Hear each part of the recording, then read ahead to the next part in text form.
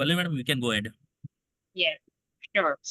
Good evening, everyone, and good evening to all the faculty members who are present on this call and to the doctors who are listening to this very, very candid conversation, which is powered as the ISAR Catalyst webinar, which is none other than where all the mindful doctors and the experts in the infertility segment come together, discuss the current issues and the challenges that they face alongside the patients who also face this along with them. We try to derive a discussion and form a panel, come to a consensus, learn from each other, experts' advice to help their patients and nurture the future of India. With this is Pallavi More reporting from UNS, who is collaborating and a scientific partner for hosting this ISAR Catalyst webinar. Today, we are graced this evening to be having one of the most coveted speakers, in fact, many of the coveted speakers all across India to be joining this webinar.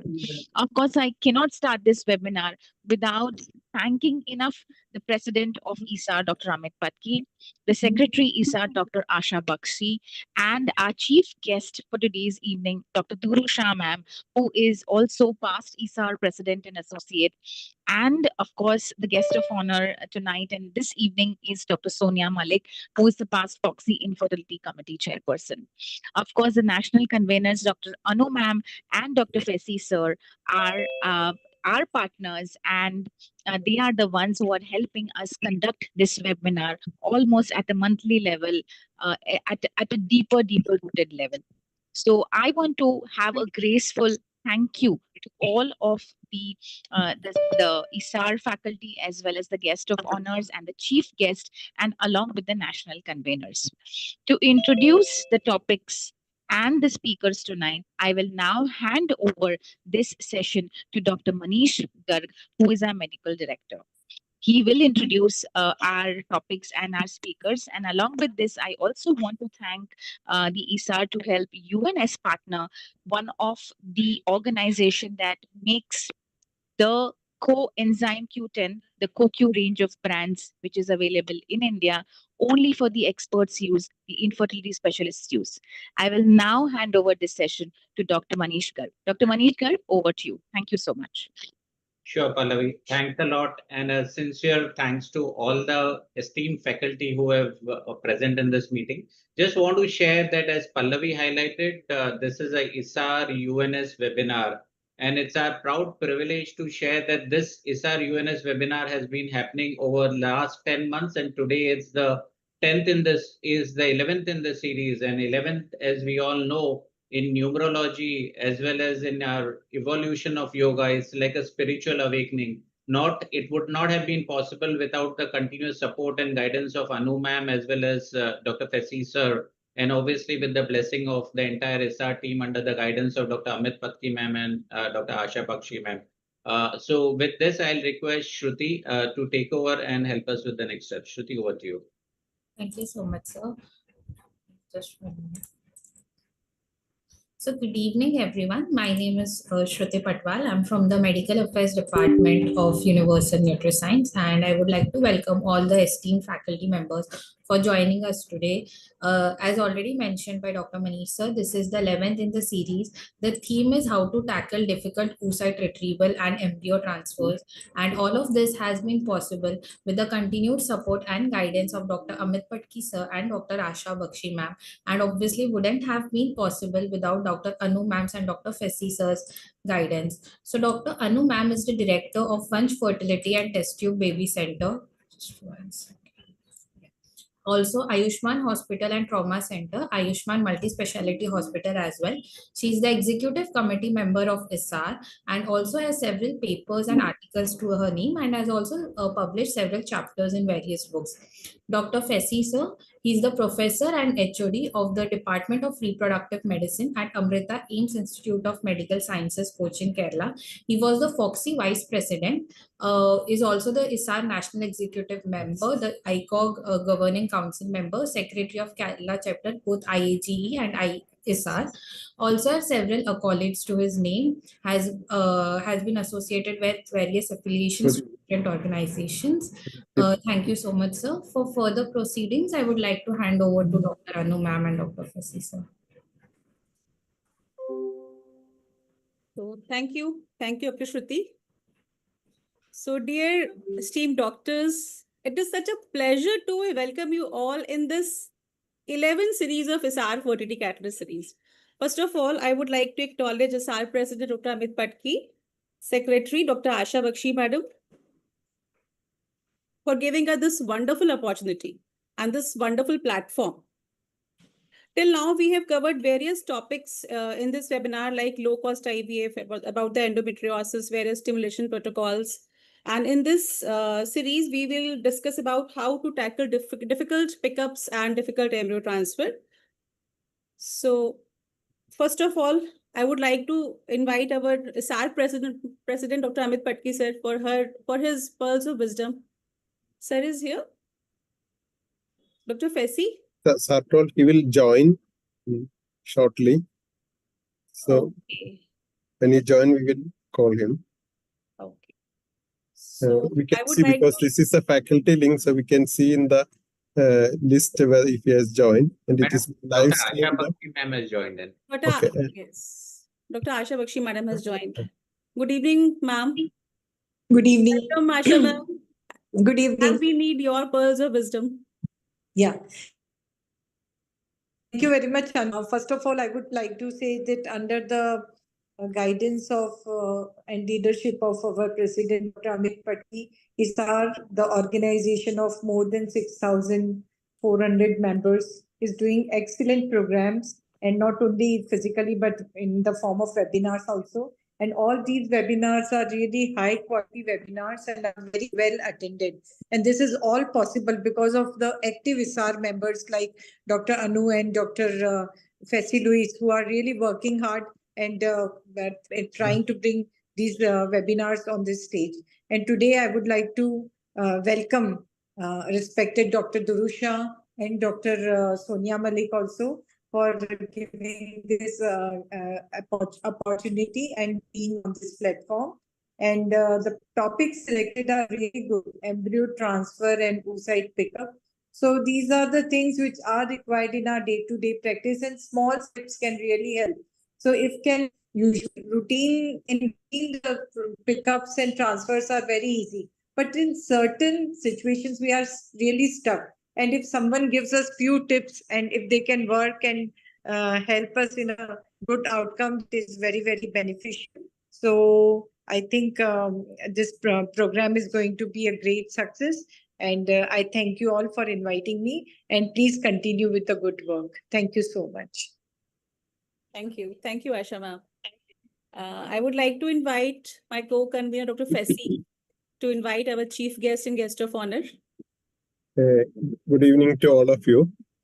First of all, let me thank our President, Dr. Amit Patki, and Secretary, Dr. Asha Bakshi, and the UNS team for this concept. And this concept is about each month we will be having one topic, like as Dr. Anu told, male infertility, fibroid, endometriosis, all concerned with our reproductive medicine practice. And this is the 11th in series.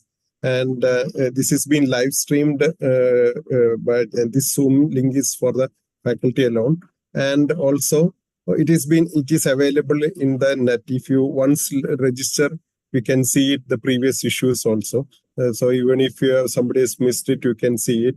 So today, in today's edition, this month's edition, we are privileged to have our past ISAR and FOXY President, Dr. Durusha Madam, as our chief guest.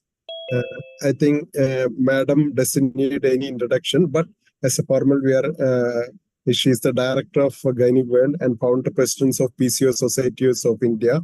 She is an Honorary Fellow of the Royal College of Obstetrics and Gynecology and Panel Gynecologist about Breach Kennedy Hospital and Jeslock Hospital, Mumbai, past President, current Trustee of Mumbai Society, and Vice President, Chair of Education Committee of ASPARE, member of the International Advisory Board of the Center for Research in Excellence for PCOS, past president as Foxy, ISAR, and IMS, Menopausal Society, and past chair of ICOG and Council of Affiliated Menopausal Society, author of several publications, and member of editorial board of several journals, and received many honors.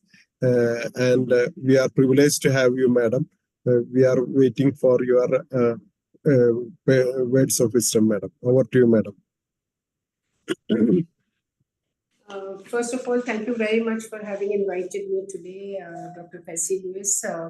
You did call and I could say no to you, not say no to you. And therefore, I'm here. I also thank President Amit and Asha for having invited me, and of course, Pallavi from UNS, who's here.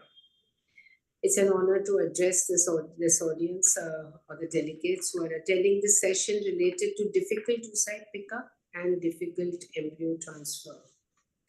We all know that there are so many IVF centers in India today, and almost quite a large number of them are not really involving very, very experienced specialists. There are many doctors who are trained very well, but sometimes it's the experience which comes in hand when we are doing difficult cases.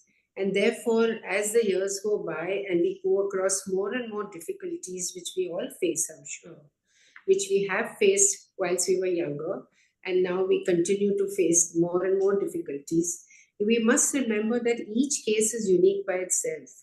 And it's not something which is like a standardized situation which you will always get. And therefore, we must use all the possible care, all the possible techniques, all the possible resources we have at hand to take care of them. I'm sure all the difficulties will be discussed by the speakers, and there's no reason for me to talk about those. But one word of suggestion I have is that we must remember that there are situations, like say, I have seen a case where there was no way a transvaginal pickup could be done. And finally, the surgeon had to resolve to a laparoscopic pickup. It's something which can happen, and in the past, laparoscopic pickups were the order of the day till transvaginal ultrasound came into the picture. See, we trained with IVF from the days when we were making our own glass pipettes. We were making our own, whatever we use, glass cannulae, etc. Whatever we use during our training, everything was done by us. And we are lucky today that we have, everything with us, which is ready-made and easy to use. We had to make our own media. We had to make our own distilled water. Everything was our own. And therefore, results vary. And today, when everything is available to us very, very easily, IVF has become pretty standardized. And therefore, it's more common. But again, we must remember that every patient is unique. We need to customize our protocols. We need to customize everything for each patient so that we can avoid any complication, make it easy for the lady, make it very simple, and not cause her any harm. And in the end, I would like to say that may today's session inspire each one of us to refine our approach. And it is not for us only to be happy that we have transferred embryo, but we must be happy that we have done it well, and we are hoping that we get a good result. So I think today's discussion will bring up all the minute, details of how best to carry out a transfer and a pickup, which I'm sure everyone knows, the standardized procedure, but how to deal with difficult situations is what the experts will tell you. So thank you very much for having invited me, and it's a pleasure to be with all of you. Thank you, madam. Thank you. I hope you will chip in with your expert comments also, if possibly, if you are there online during the panel also. Until I'm here, and then I'll be how I can be there. I will try. Okay. Dr. Anu, can you introduce our chief guest? Yeah, sure. It's a pleasure to invite Dr. Surya Malik ma'am as our chief guest. Ma'am, we are blessed to have you here. And we all know you, ma'am. Just a formality. Madam is Chair Advocacy Committee IFS 2018 to date, and she's past Chair Infertility Committee FOXY 2014-16, past President IFS 2014-16, past President IMS 2007 to 8. She has been Chair of Infertility Committee AOGD, Vice President IMA South Delhi, and she is Indian representative to International Menopause Society and to Asia Pacific Society of Menopause and to the World School of Menopause. She is Associate Editor, South Indian Asia, Journal of Global Health, IFFS, Member, Editorial Board, Fertility and Sterility India, Member, Editorial Board, Journal of Reproductive Health and Medicine, past Editor-in-Chief, Journal of Midlife Health, Member, ICMR, Task Force on Genital Cox and PCOS. And she has like various fellowships. We can stop to here. her. So Yeah, ma'am. Ma'am, welcome, ma'am. Ma'am, thank we you need very your much. Thank blessings. you very much. Well, thank you very much, ISAR, to Amit Patki and Asha, who are my close friends. Thank you for having me here. And as Dr. Duru said, Fessi, when you called, I couldn't refuse. Thank you for having me for this particular series. Anu, I've heard you and I've seen you doing fantastic job as far as this webinar series is concerned, and always otherwise as well. Thank you all. Thank you, ISAR, for having me up as a part of this webinar series. As Dr. Duru had said, the topic is very well chosen. It is of practical interest to all of us, and to especially to the juniors who are just beginning their careers. It will be a learning experience for them, and you've chosen fantastic speakers as well who have done, who have ample experience and will be able to put it across. जल्दी हो जाएगा तो ठीक है, आप देके चलो.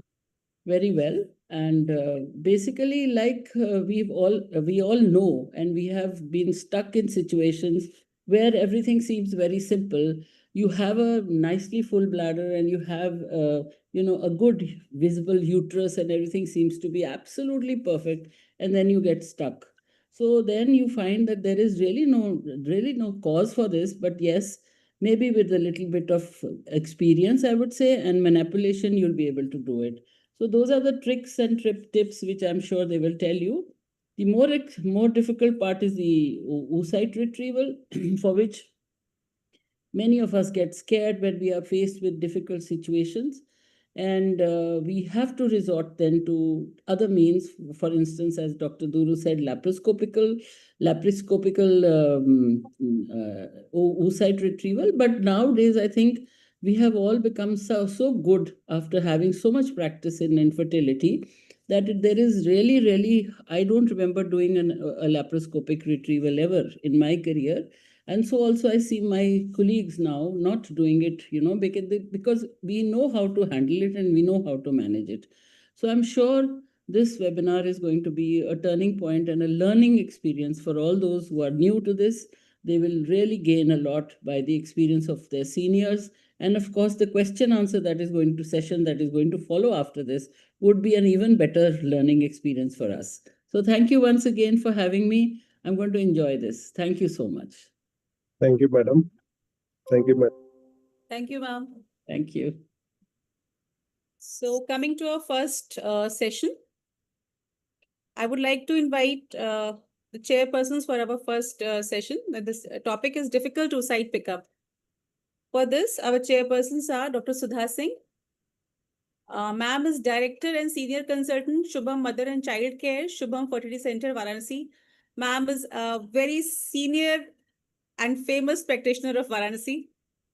She's past President Vox and North Zone Coordinator, Endometriosis Society India, 2023-25, and President of IMS branch, IMS Varanasi branch. And she's practicing consultant in infertility, ART, endoscopy, high risk and pregnancy. And she is life member of many prestigious organizations. Welcome, Sudha ma'am. Dr. Reena Kaul Muttu. She is Director of Mattu Medicare Private Limited, Mattu IVF Center, Kanpur, and she is Joint Cultural Secretary of COX. She has special interest in gynae endoscopy, reproductive medicine, and she has been trained at Mayflower Hospital and Nagori Hospital in ultrasound. and she is life member of COGS, ISAR, IFS, and IAGE. Welcome, Dr. Reena. And our next chairperson is Dr. Yatinder Singh Verma. He is director and embryologist, Dr. Verma Hospital and Fertility Center, Gwalior. And he's ex-chapter secretary, IFS MP, and ex-chairperson, MP chapter ISAR 2023-25. And he has won Healthcare Award in October 2019 for excellent work in the medical field, and ISAR Dronacharya Award in 2023 for dedicated service to the field of embryology. I request our chairpersons to introduce our speaker, Dr. Sandeep.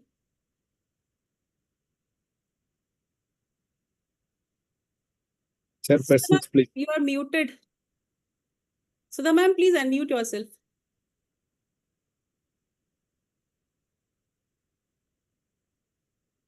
Or Dr. Reena also is there. Sudha madam, please unmute yourself.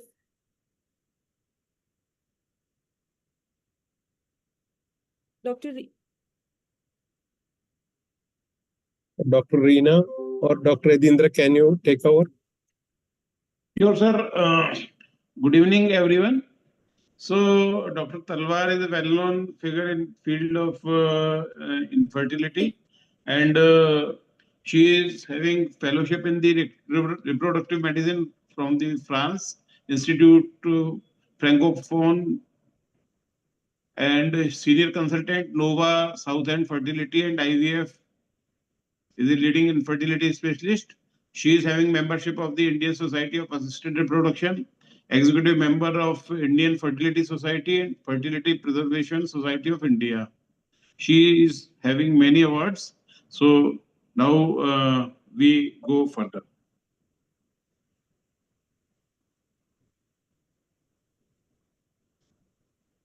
Dr. Sat. Yeah. Sandeep, okay. Can you see my screen, please? Yes. Yes, ma'am. Make it full screen, please.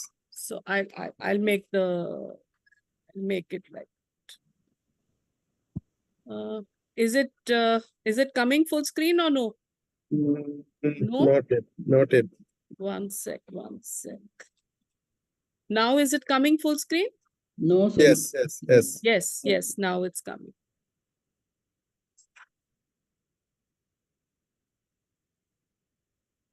Can start from the first slide. Yeah, okay. yeah. So I'm just going to talk about these 2-3 things, situations which we regularly face. At the outset, I would like to thank the organizers for giving me this opportunity to come and be on this webinar. So thank you very much, everybody, and regards to the seniors.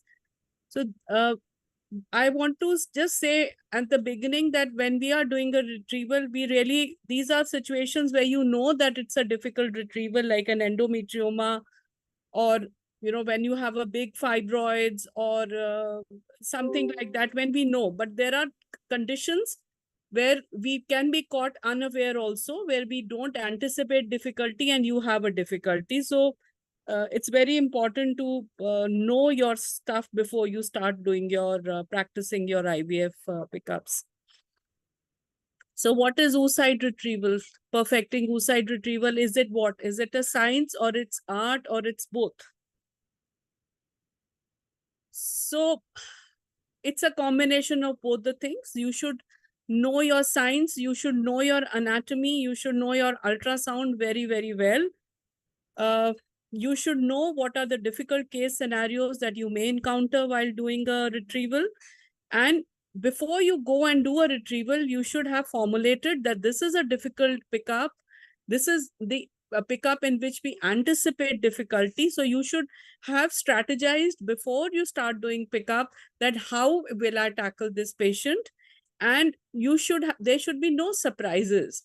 You can't have a last minute case. Oh my God, I never anticipated. This is actually not acceptable because we are leading with human lives and not, inanimate things.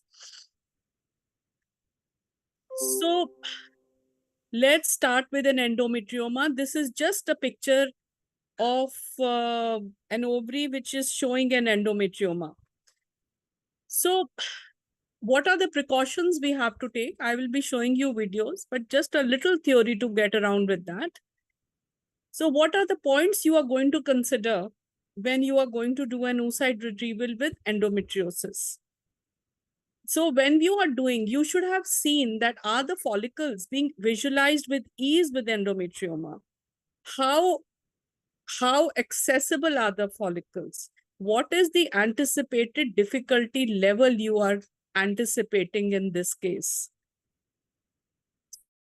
For the endometrioma, the retrieval, oocyte retrieval, and during pickup, please don't try not to puncture the endometrioma. Go in a circular motion first to just take the follicles and not puncture the endometrioma. And in case of an inadvertent puncture of an endometrioma, please give prophylactic IV antibiotics and flush the needle before you proceed. So these are a little small things which we have to take care of. So when we are doing, it may be, present in 20 to 40% of women in which we are doing a pickup, we may see an endometrioma. So it depends on what will be the management depend on the size and location of cyst, accessibility of the follicles, history of previous surgeries, and ovarian response. So I said before also, please try not to puncture an endometrioma when you are doing a retrieval. So this is a video which is showing that this is an endometrioma. And then you will be seeing the follicles also along with the endometrioma. So you can see the follicles and you can see the endometrioma. So now we're just going to enter and we are going to go in a circular motion.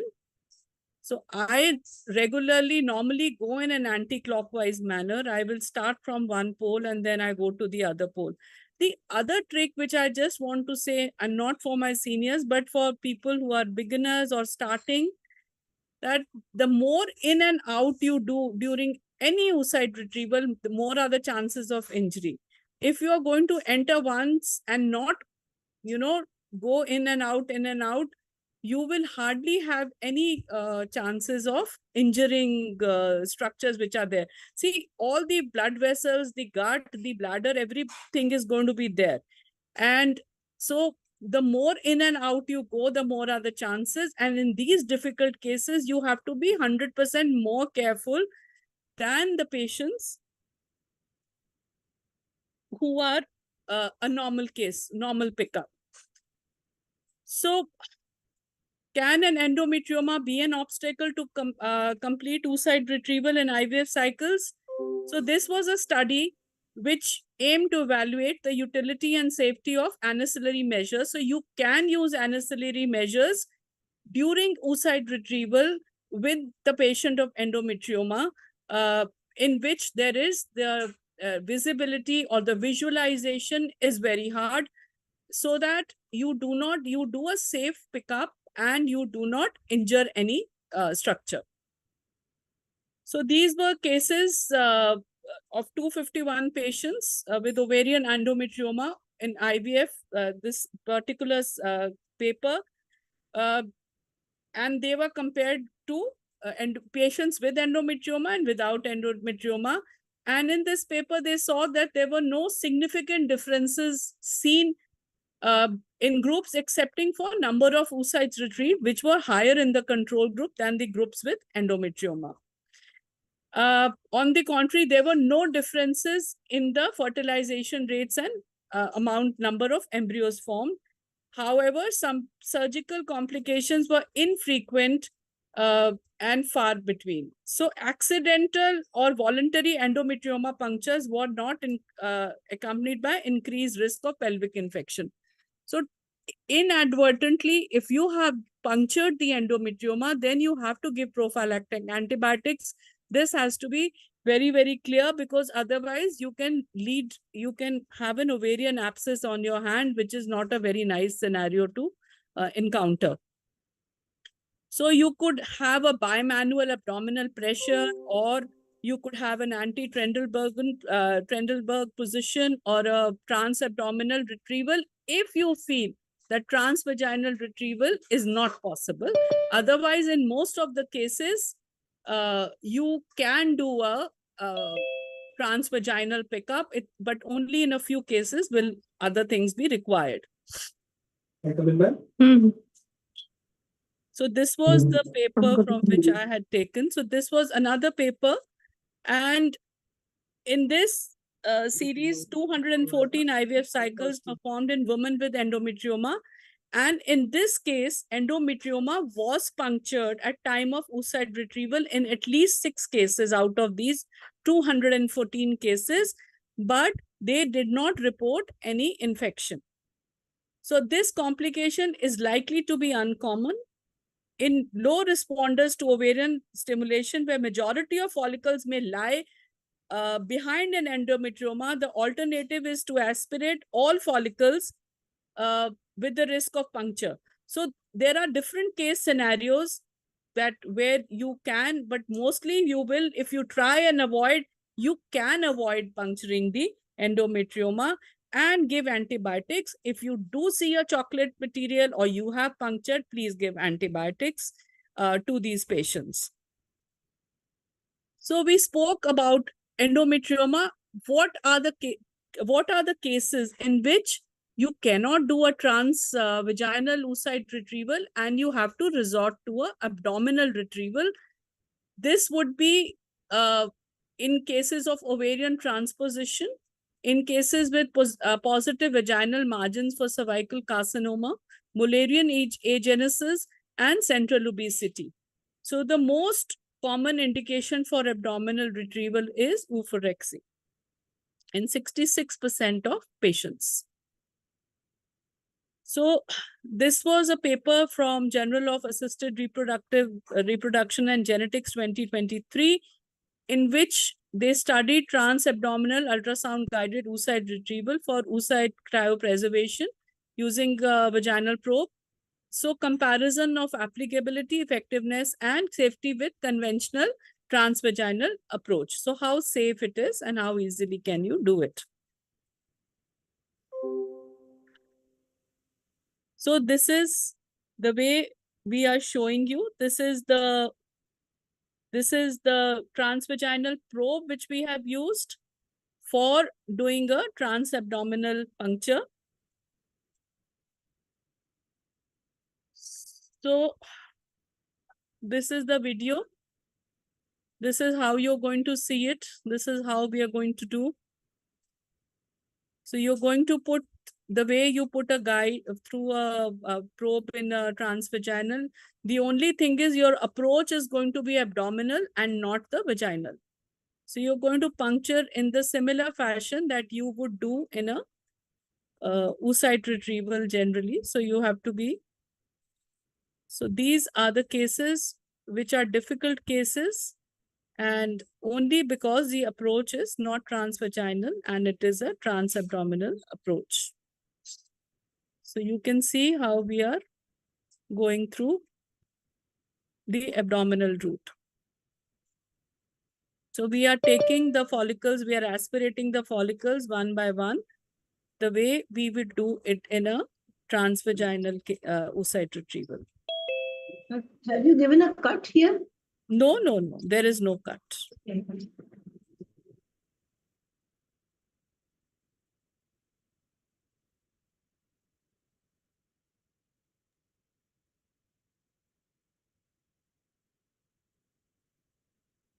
No need for cut. No need for cut. No need for any cut.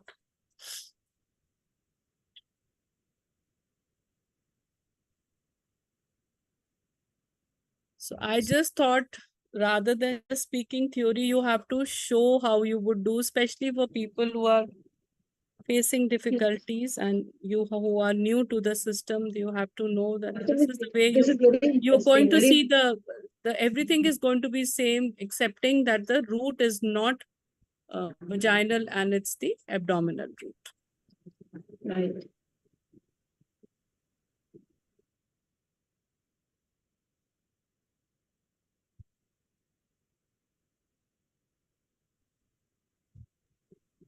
So the needle goes through the abdominal wall. Yes, yes, yes. The transabdominal is that only, no? Yeah.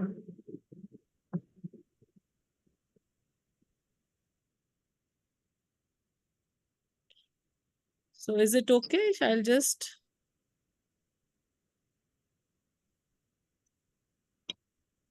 What precautions Have we you should ever take? seen cases of bowel injury in this? Well, then you... Theoretically, yes, but if you're careful, you will not. So that's what I said before that, no? That when you are doing anything, when you're doing your ultrasound, you should be perfect. You should know where your structures are. You should know where you are going through, and you should know where things are. See, no structure is going to go anywhere. Structures are going to be right there. We have to know where, when we are doing scans, we should be so good at it. So it's very easy for you to say that it's very easy. It looks very easy. Everything looks very easy. But you have to master. If you have to master everything, you have to first master your anatomy. And you have to first have done hundreds of scans before you can start doing pickups. That's what I feel. That your hand has to be so steady and so good. On the normal ultrasounds could be transabdominal or transvaginal before you even attempt to put a needle inside the thing. And with me, when I teach my juniors to do a pickup, I always tell them, you put your hand over my hand, which is the ultrasound hand. And then only I start teaching them, because it's so important to know how much pressure you should give, what is the way you go in. It's so important. All these things are very, very important. So you should be a complete master. Where is the gut? Where is the bowel? You should know this, and vessels are there. Your anatomy has to be perfect before you even try to puncture any patient. That is my take on the matter. That safety is number one thing for us. Patients should never suffer because we are not competent. So, what standard approach for oocyte retrieval is a transvaginal. Transabdominal is only used with difficult ovarian access. And that if you are good and you are good in your work, then transabdominal retrieval can be safe and efficacious. And this was a case report which they showed 6 cases of successful transabdominal oocyte retrieval using transvaginal ultrasound probe. So, average of 11 oocytes were retrieved, 6.8 embryos were created. 3 patients had cryopreserved. This just shows that you could have similar results with a transabdominal approach if you have done the procedure well. So, transabdominal oocyte retrieval using a transvaginal ultrasound probe is an alternative for patients with difficult ovarian access. So this was again a study of 10 cases for cryopreservation in patients with malignant diseases, and number of oocytes and number of mature oocytes, and everything was same, and you did not have any additional complications in these patients. Also, you can use, if patient says that no, there are religious causes where the patient says I'm unmarried, or unmarried woman or a virgin woman says no, transvaginal is completely no for me. In those cases also, technically speaking, you could do that.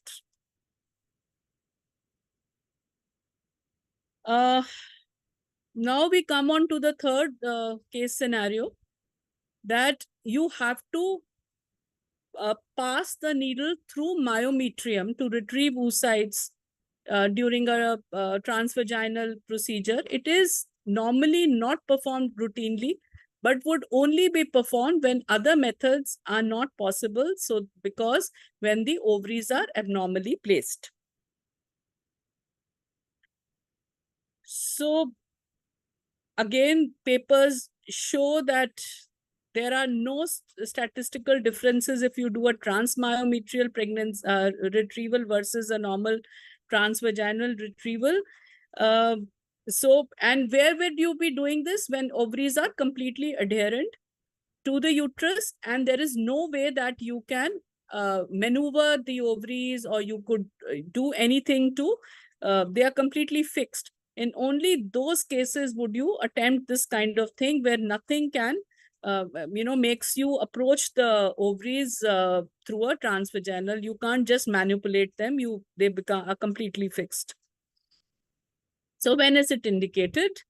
In less than around 2% of cases with change position of ovaries due to either pelvic adhesions by pelvic inflammation or surgery, as well as fibroids, endometriosis, or congenital vaginal abnormalities. I have normally done them in patients where you have these huge fibroids and ovaries are completely stuck posteriorly or very bad PID. So they could be either you have endometriosis or you have fibroids or you have pelvic inflammation. In these cases, there is no way we can graze the size of uterus and access the ovaries, necessitating a transmyometrial approach. So the usual approach would be to try and graze the surface of the uterus and then go through the ovaries. But in certain cases, you just cannot do it. And those are the cases where you will need to do a transmyometrial egg retrieval. So this is, you've put the color flows to see where your vessels are and what all is happening. So you can see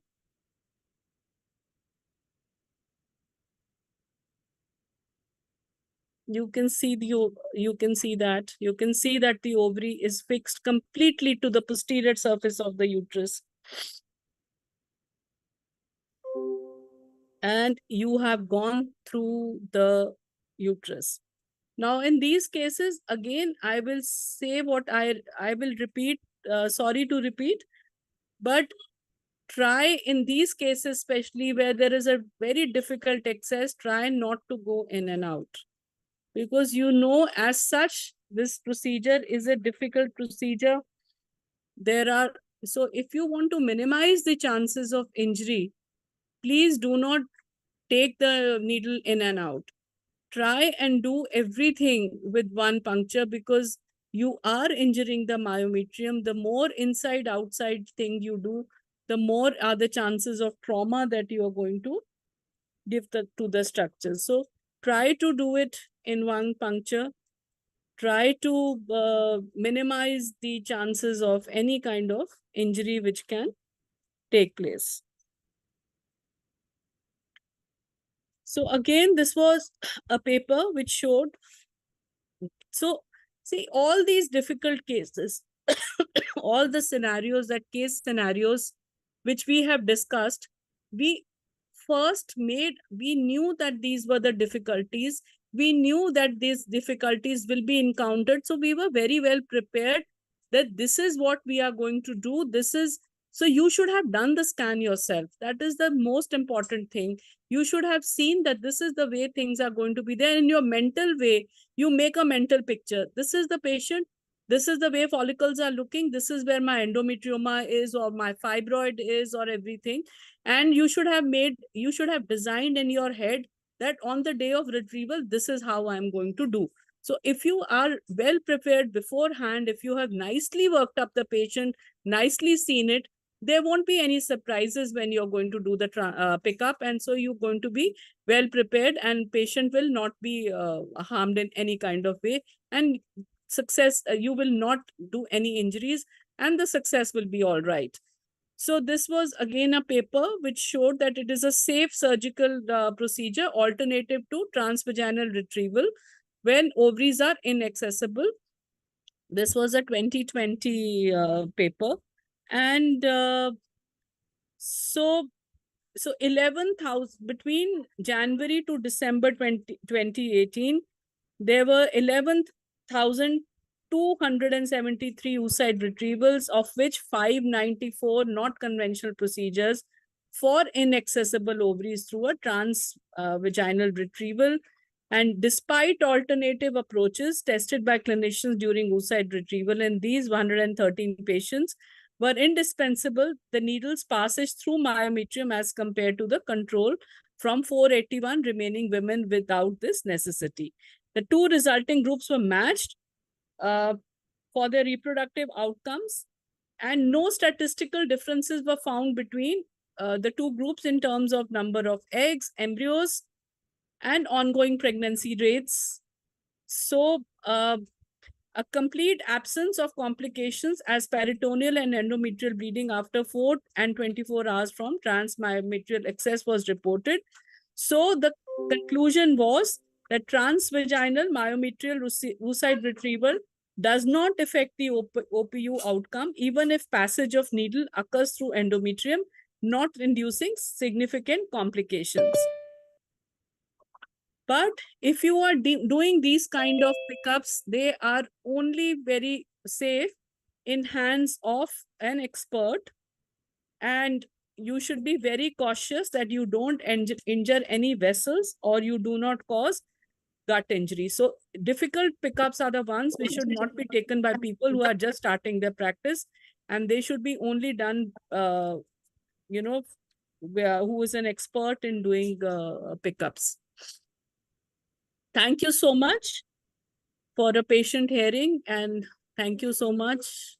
Any questions, please? That was a lovely talk and great videos, Dr. Sonu.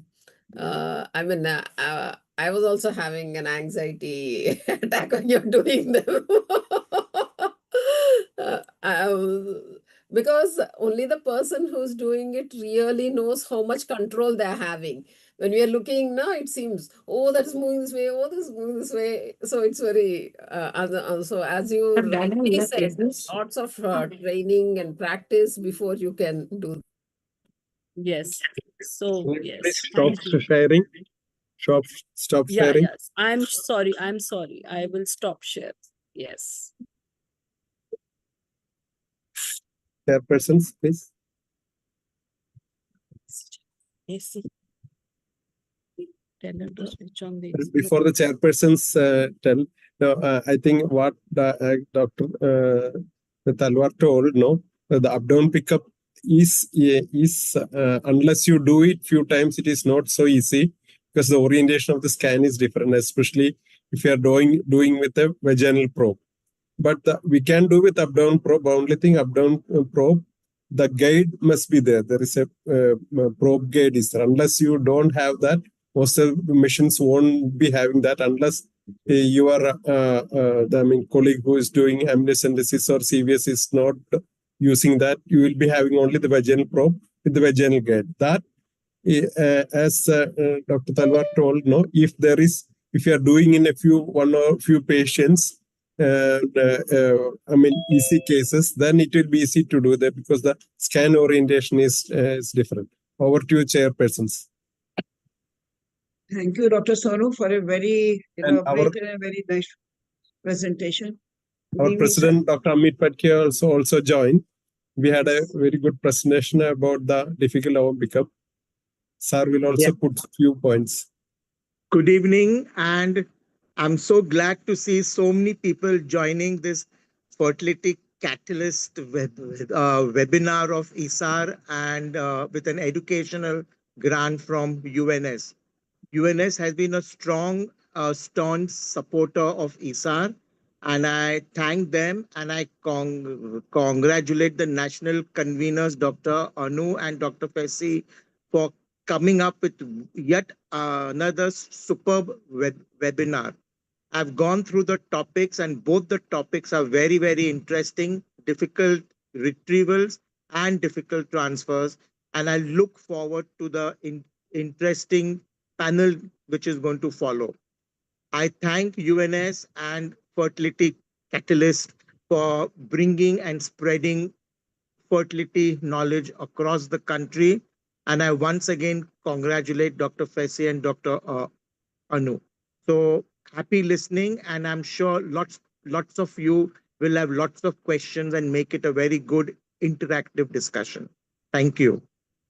Thank you, sir. This is just a faculty link. Audience is seeing the live stream. Okay.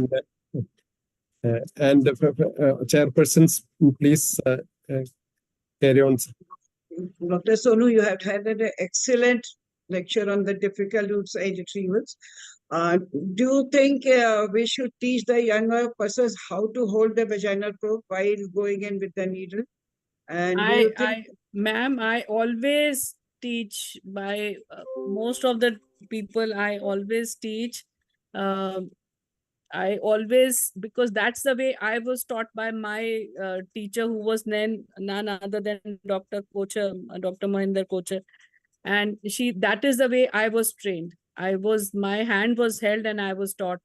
So I feel that's very important, because you are blindly going inside, and you're blindly going inside, and there are all the structures are there. So unless you are very confident that where you are going is right and the way you are going is right, you can go and injure anything possible.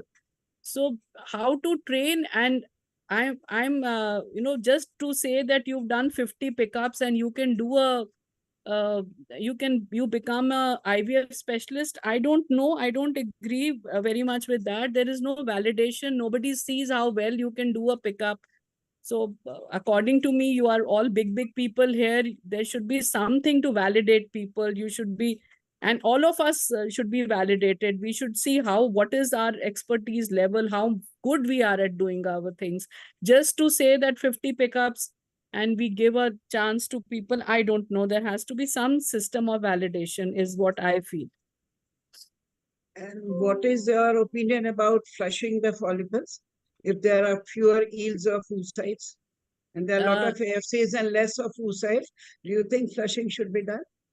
Ma'am, in those cases where there are very little, very little follicles, those cases I do flush. I use it, but very infrequently, only in cases where I know that say she's 41 years, 42, AFC is very low, then definitely flushing is used, but very few and far between. Yes. Sometimes, like if you have lot of AFCs but then the yield is very poor, then what do we suggest to get out the oocytes? Can you just, ma'am, can you please repeat it? Like ultrasound shows lot of antral follicles, but the oocyte yield is very poor. So we are not able to retrieve the oocytes deep inside. So ma'am, in those cases, the oocyte quality will also be poor, where your number of follicles and your E2 levels is not corresponding with your number of eggs that you are getting. Then that means somewhere down the line, whatever eggs you will get, the quality will also be poor. If they are not coming, then there has to be something more to it than just the number. Thank you so much. You had a very excellent presentation. Thank you. Thank you so much. Thank you, ma'am. Thank you for your kind words. Any questions? We have one question: how to avoid bladder injury in transabdominal pickup? So your bladder should be, it's a very simple thing. Your bladder should be completely empty. One is that. So we forget small things. We forget our basics when we are doing things. So basics of gynae obstetrics, in any gynae procedure, we say, empty the bladder. And we forget the basic things and we start talking of very advanced things. But basics is something which you should never forget. Another question is that whether suction pressure remains the same. It is same only. No, the suction pressure will remain the same. It won't become more. Yes. Any other questions? Dr. Reena is there? Priyadindra? She nicely covered all the aspect and well present. Biru madam is there? Madam, want to add any point?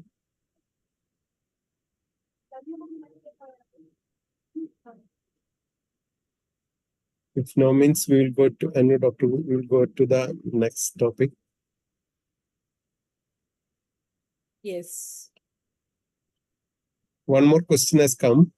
Have you ever encountered hemorrhage post-OPU from ovary punctures? What was that? I didn't see that.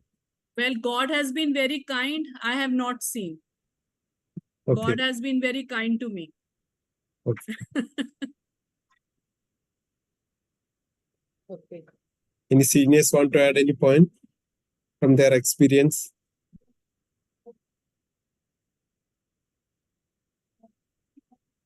always have an alternative suction pump.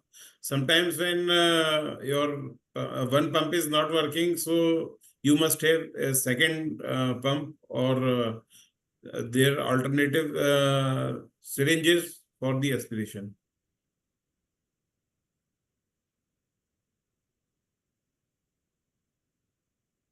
So, Dr. Fessy, Yes. we'll go to our next session. Yes. So, please.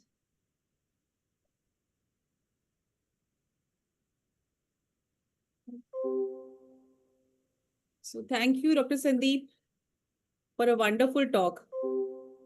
And so we are coming to our next session, which is difficult embryo transfers, how to tackle. Now we have done difficult pickup. Now we'll go to difficult transfers. And our speaker is Dr. Vaijayanti. For this, I would like to invite our chairpersons. First chairperson is Dr. Surita Karim. Madam is consultant obstetrician gynecologist, ART specialist and laparoscopic surgeon at Star Hospital Private Limited and Safal Test Tube Baby Center, Gorakhpur. She's life member of ISAR, IAG, FOXY, IMS, ex-president of Indian Menopause Society. She has various, just a minute. Yeah. She's trained in ART and laparoscopy and hysteroscopy in 2000 by Professor B.M. Chakravarti, Kolkata, and Professor Dome, Marburg, Germany. And to her academic activity, she has organized first live workshop on NDVH and first live workshop on laparoscopic and hysteroscopy at UPCOG Gorakhpur in 2003. As a secretary of Obs and Gynae Society Gorakhpur, organized first hands-on IUI workshop. And she has been organizing regularly hands-on training in laparoscopy and ART for young gynecologists. And she has won Wonder Foxen Award in 2019, Nari Shakti Samman by UP government in 2020, and certification of appreciation by IMA for outstanding work in COVID times 2021, award by Indian Economic Council in 1998 by Shri Suresh Prabhu. Welcome, Surita ma'am. Our next chairperson is... Thank you, Anu. Thank you, ma'am. Dr. Vasundhara. She's director at BM Hospital, New Life Fertility and IVF Center.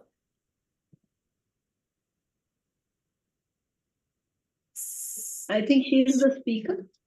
No, madam is next chairperson. Yes. She's a life member of IMA and International Academy of Human Reproduction, ISRE, ISAR, TAPISAR, OGSSI, FOXY, ICOG. She has won Dronacharya Award 2023 from ISAR. And as a director of BM Hospital, she received one among the top 25 hospitals in Greater Chennai Corporation from Honorable Health Minister of Tamil Nadu. Welcome, Dr. Vasundhara. Thank you for the kind words, ma'am. Thank you, ma'am. And our next chairperson is Dr. Archana Srivastav. She's senior consultant obstetrician and gynecologist, director of Jabalpur Fertility Center, and IVF specialist and advanced laparoscopic surgeon. She is past secretary IMA, past vice president Jabalpur Obstetrics and Gynecology Society, past secretary Jabalpur Menopause Society, and past secretary Jabalpur OBGYN Society. Welcome, Dr. Archana. Thank you, Dr. Anu. Thank you for having me. Yeah, thank you, Dr. Archana. So I request chairperson to invite our speaker, Dr. Vaijayanti, and introduce her. Hello, Dr. Vaijayanti. It's nice to see your such a wonderful CV. Dr. Vaijayanti is a super specialist in reproductive medicine and surgery. She is the head of department and consultant fertility specialist, KIMS Fertility Center, Hyderabad, and she is director and consultant fertility specialist in the Mother-to-Be, Madhopur, Hyderabad. Her credentials are excellent. She has clinical fellowship in reproductive medicine from Leeds Reproductive Medicine Unit, UK, and she's an MSc in embryology from Leeds University, UK. Her subspecialty fellowship is reproductive medicine and surgery from St. Bartholomew Hospital in London, UK, and she has subspecialty accreditation in reproductive medicine and surgery from RCOG UK, and she is obstetric and gynecology from RCOG UK, and she is a managing committee member of the PCOS Society of India and managing committee member from the Fertility Preservation Society of India. And her special interests are PCOS and fertility preservation and embryology. So, Dr. Vaijayanti, you have a very good CV, and we welcome you all to deliver this talk on difficult embryo transfer. Thank you, Dr. Surhita, for that very kind introduction. I'm going to, can I share my slides just now? Yeah, thank you. Yeah, good evening. At the outset, I would like to thank Dr. Anu and Dr. Fessie Lewis for giving me this wonderful opportunity to be here today. And I was absolutely delighted to see Duru ma'am here this evening as chief guest, and Dr. Sonia Malik ma'am too. So if at all they are there, they will also would want to have their feedbacks. So thank you. So start off with, I'm going to talk about difficult embryo transfers, how to tackle. So in my talk today, I'll be focusing on how do we define difficulty and what are the common reasons we see as which can contribute to the difficulty. Then I'll go on to discuss what are the measures available to make the ET process easier, either prior to the embryo replacement cycle, in a previous month, or during the ET process itself. I'll also discuss the current guidelines available for embryo transfers, and then discuss the newer techniques which are available, which might be needed at times when we encounter a really difficult embryo transfer. So I'll be covering one after the another. As we all know, embryo transfer is one of the most critical steps in the process of IVF, and a difficult and traumatic ET can negatively impact implantation rates. So now when we come to the definition... We can't see your slides, doctor. We can't see your slides. We can't see the slides. Oh, sorry. I don't know why. Okay, let me try again.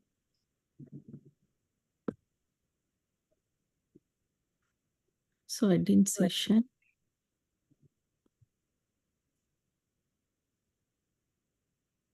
Can you see that now? Yes. Yes. Yes. Thank you. I'll just... Can you put on the slide share mode? Yes, I will. I will. Yeah, thank you. Yeah, is it visible now? Yeah. Visible. Yes. Audible? I'm audible too? Thank you. Yes. Yeah. Okay. Thank you. So I think I have covered that part. Yeah. So now we do know that there is no universal definition of difficult ET. Each different studies have defined the difficult ET in a different state as what we regard as a difficult ET. Now, this is a study which was published in 2017, looking into several thousand embryo transfers. And what they looked into was with each additional maneuver we use during the embryo transfer, how is it going to affect the pregnancy rate? And these authors also proposed an objective assessment of embryo transfer, of the difficulty in the embryo transfer. So when we say it is a difficult transfer, it is subjective. It might be difficult to me, but it might not be difficult to another experienced person. So here we are looking at a subjective assessment. But what we need to have is more of an objective assessment. So if you see this bar chart here, where this is the pregnancy rate in the y-axis. So if you see here, when there are no additional maneuvers, which means, say, instance, this is talking about Wallace catheter. Wallace and the Cook catheters are the most commonly used catheters all over the world. So if you see here, when there are no additional maneuvers used, which means it is the inner catheter which very easily slides into the uterine cavity, then the pregnancy rates are pretty good. But even when one uses outer catheter, and if even one uses the outer catheter sheath in a Wallace catheter, we can see that the pregnancy rates drops down marginally. And when we move on to the next, which is the stylet, a Wallace stylet, when we use, it declines further. And when we use a tenaculum, as you can see, there's a steady decline in the pregnancy rates as we increase, as we add the maneuvers, as we add on extra aspects to the embryo transfer as compared to the soft catheter. So soft catheter is what we all want to use, but of course, based on the cervical cervical tortuosity and how the uterine position is, at times we have to use increasing gradation, which means outer sheath, stylet, vallis, and also tenaculum at times. Now, if you see here, this is a model for objective classification of ET difficulty. Type 1 is when the inner catheter slides in smoothly. Type 2 is after loading with an outer sheath. Type 3 is after loading with a vallus stylet, which is quite firm. And though the inner catheter is still soft, but the stylet is quite firm to negotiate a tortuous cervical canal or any other difficulty we encounter in the endocervical canal. And type 4 is using a tenaculum or a poor ultrasound visualization. So this is a objective classification which has been proposed. So if you see here, these pictures are documenting a very, very easy embryo transfer. The bladder is appropriately filled as evidenced here, and the soft catheter of the ET catheter slides in, and it is positioned rightly just beneath the fundus 1.5 centimeter, and then the embryos are released. Though this is what we want to have for all our transfers, at times we do see difficult transfers.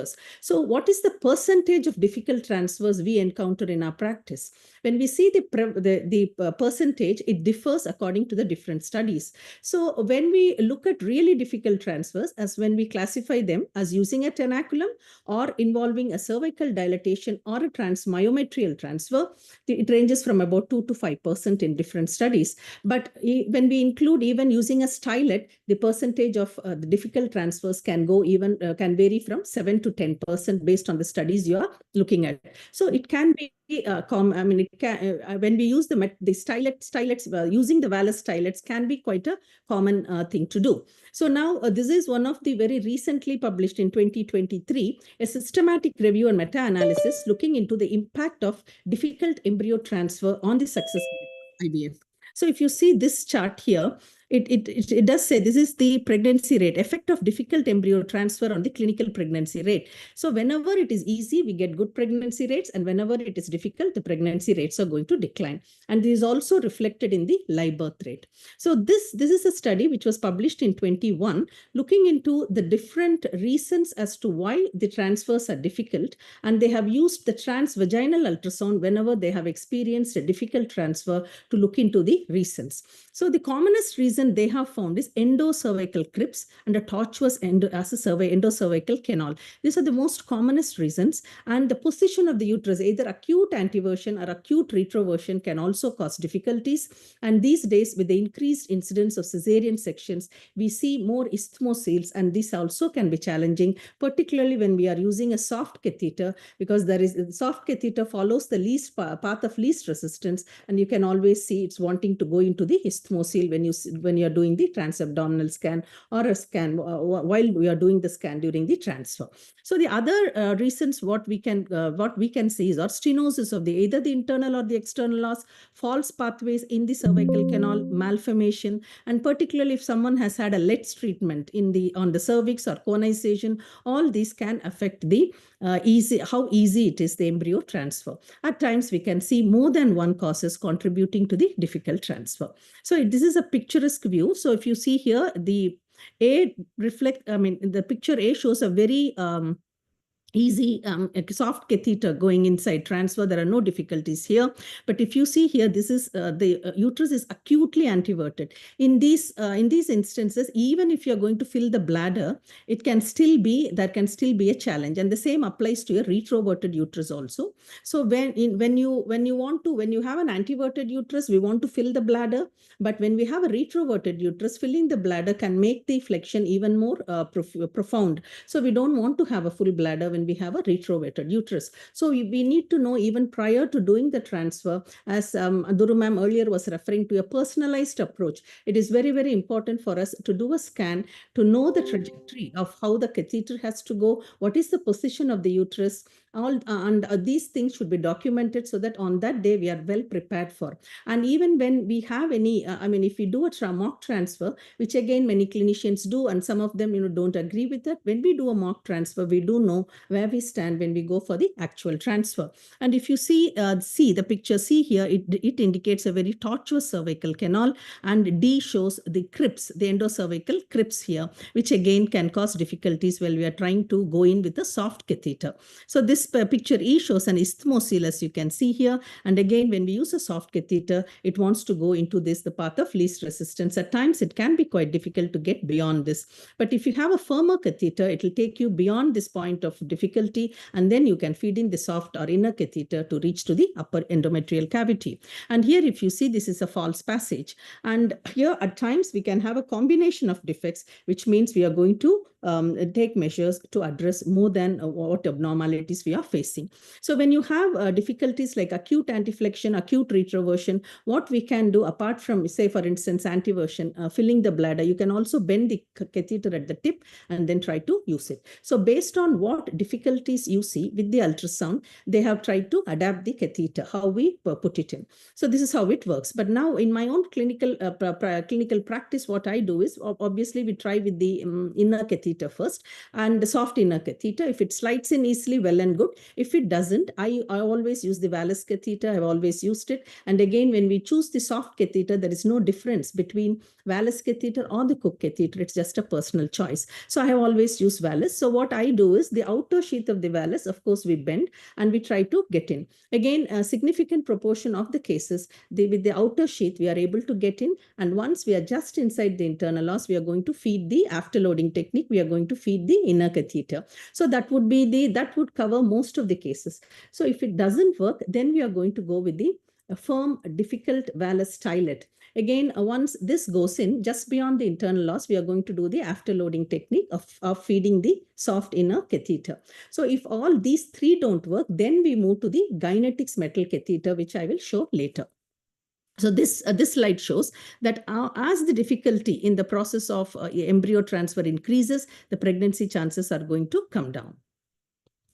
So when we come to the guideline with regards to performing the embryo transfer, this is the ASRM guideline, which states that there is good evidence based on 10 RCTs to recommend trans-abdominal ultrasound guidance during embryo transfer to improve the clinical pregnancy and the live birth rate. There is also Cochrane review looking into the subject, and now these days we do know that ultrasound guidance is going to improve the embryo transfer rates. During my training back in UK in the early 2000s, sometimes, we were also using blind techniques, but these days no one uses blind technique. It's always ultrasound guided. We can either use trans-abdominal ultrasound, or we can also use trans-vaginal ultrasound, but this is just a matter of practice for us to get used to the trans-vaginal ultrasound, because most of us still do embryo transfers under trans-abdominal guidance, and I do my ETs under trans-abdominal guidance.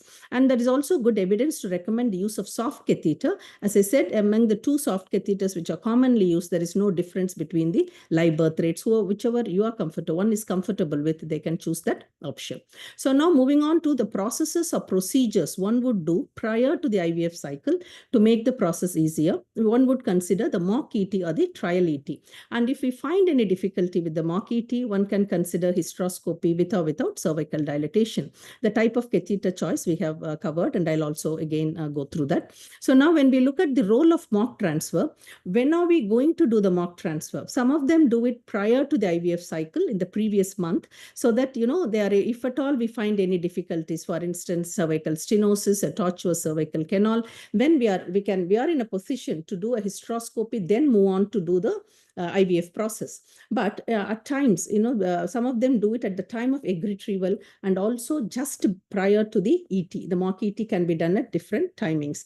But the thing is, what studies have shown is, if we do the mock ET prior to the IVF cycle, at times when we do the actual ET, there is a difference in the length of the cavity, and this could be because of the hormonal status differences when someone is non-stimulated as opposed to one is stimulated. And again, even if we get the mock ET right, sometimes because of the position, because the enlarged ovaries sometimes, and with the amount of the bladder filling we have, it can still be sometimes slightly different as what we have seen with the mock ET. But always it would be a good practice to do a mock ET prior to moving on. So it's always better to know the trajectory, the catheter which we should use, and what are the difficulties encountered with mock transfer. So this is an RCT which was recently published, 21, coming from one of the groups in London, looking into the outcome of mock embryo transfer in an RCT setting. And they showed that there was not much benefit in using a mock embryo transfer prior to the first IVF cycle. But they did say that if you have encountered a difficult ET before, then you can always consider using a trial mock ET prior to the real ET. So now coming to the hysteroscopy, if at all there is any difficulty, then it would be prudent to do a hysteroscopy prior to proceeding with the IVF process. We do know that that the evidence is not strong to state that every case of IVF doesn't need a hysteroscopy in the prior month. Only when we pick up pathology in a baseline scan, or if there are any difficulties, then we have to offer hysteroscopy. There is no strong evidence-based to state that every patient needs a hysteroscopy prior to IVF. But when you encounter difficulties with the mock ET, it is important to do the hysteroscopy. So what are the pathologies which has been noticed when we have done hysteroscopy following a difficult ET? So the majority of the patients had either cervical stenosis or a tortuous cervical canal. So if you see here, both when there was a difficult ET or a severely difficult ET, majority of the cases had either tortuous cervical canal. This was the most common pathology encountered compared to the cervical stenosis. So moving on to the type of the ET catheter, again, this study shows that the soft catheters are always better than the stiff catheters. And comparison between the soft catheters, there is absolutely no difference. It's personal choice. So this is a Wallace catheter, as I said, which we usually use, sure view catheter. So the tip can easily be seen, and the inner catheter slides in significant proportion of patients. And when it doesn't do, we are going to use this outer sheath to get in just inside the internal os and then feed the inner catheter. So when that doesn't enter, then we are going to go with this Wallace stylet, where it has got a really stiff proximal part where it goes in. And once this is positioned just beyond the internal os, we are going to feed this soft catheter, and then we are going to do the ET. So with this, vast majority of the ETs will be covered by using this in a graded way. So we are going to use the soft catheter first, the inner soft aspect first. If it doesn't work, particularly if you have the crypts, if you have the false passages, as the different reasons we saw, this will take care of all that, the outer sheath of the Wallace. But if you still find difficulty with particularly a tortuous canal, then this stylet would be the next step. We can also use tenaculum if we need, but once you get into the cavity, the tenaculum has to be removed, because with the tenaculum, it can induce uterine contractions. So once you are in, you remove the tenaculum, give it some time to settle, and then feed your inner tube. So that by doing that, we are able to avoid the uterine contractions when we are going to replace those embryos.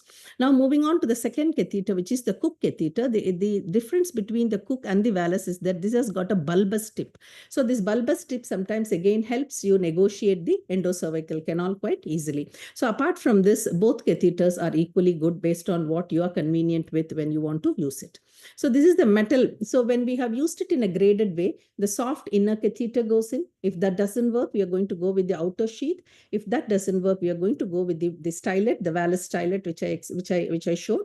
And if that doesn't work, then we are going to use the metal malleable stylet. So here, if you see, this is the malleable stylet. This, of course, will negotiate even the most tortuous cervical canals we have seen. So this is quite good in doing that. This is it has got like a spring-like structure here. It's quite easy. It goes in. Once it is again positioned just beyond the internal os, you're going to feed this inner catheter with the embryos loaded into the upper part of the cavity. So we are going to use it in a graded way, the catheters, with the increasing difficulties as we go along. So now the other aspect which we need to look into is transabdominal guidance or transvaginal guidance. Both are equally good. What we are going to choose is based on your own experience and practice. And when it comes to the evidence, there is absolutely no difference between the success rates, whether you use transvaginal or transabdominal. But I'm sure most of us are still using transabdominal. What I do in my own clinical practices, we use transabdominal, but if there are any real difficulty, then I do a transvaginal scan to see where is the issue, and then get on to do the second part of the transfer.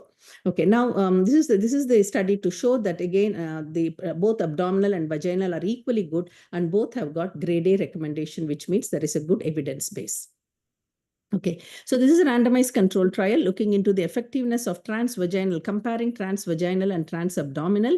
They are looked into two aspects. One is how clear is the location of the embryo location when we look at the sonographic visualization of the ET catheter location. When we look into this gray line stands for transvaginal. So obviously, because the transvaginal probe is more closer towards the closer to the cavity, and it has also got the more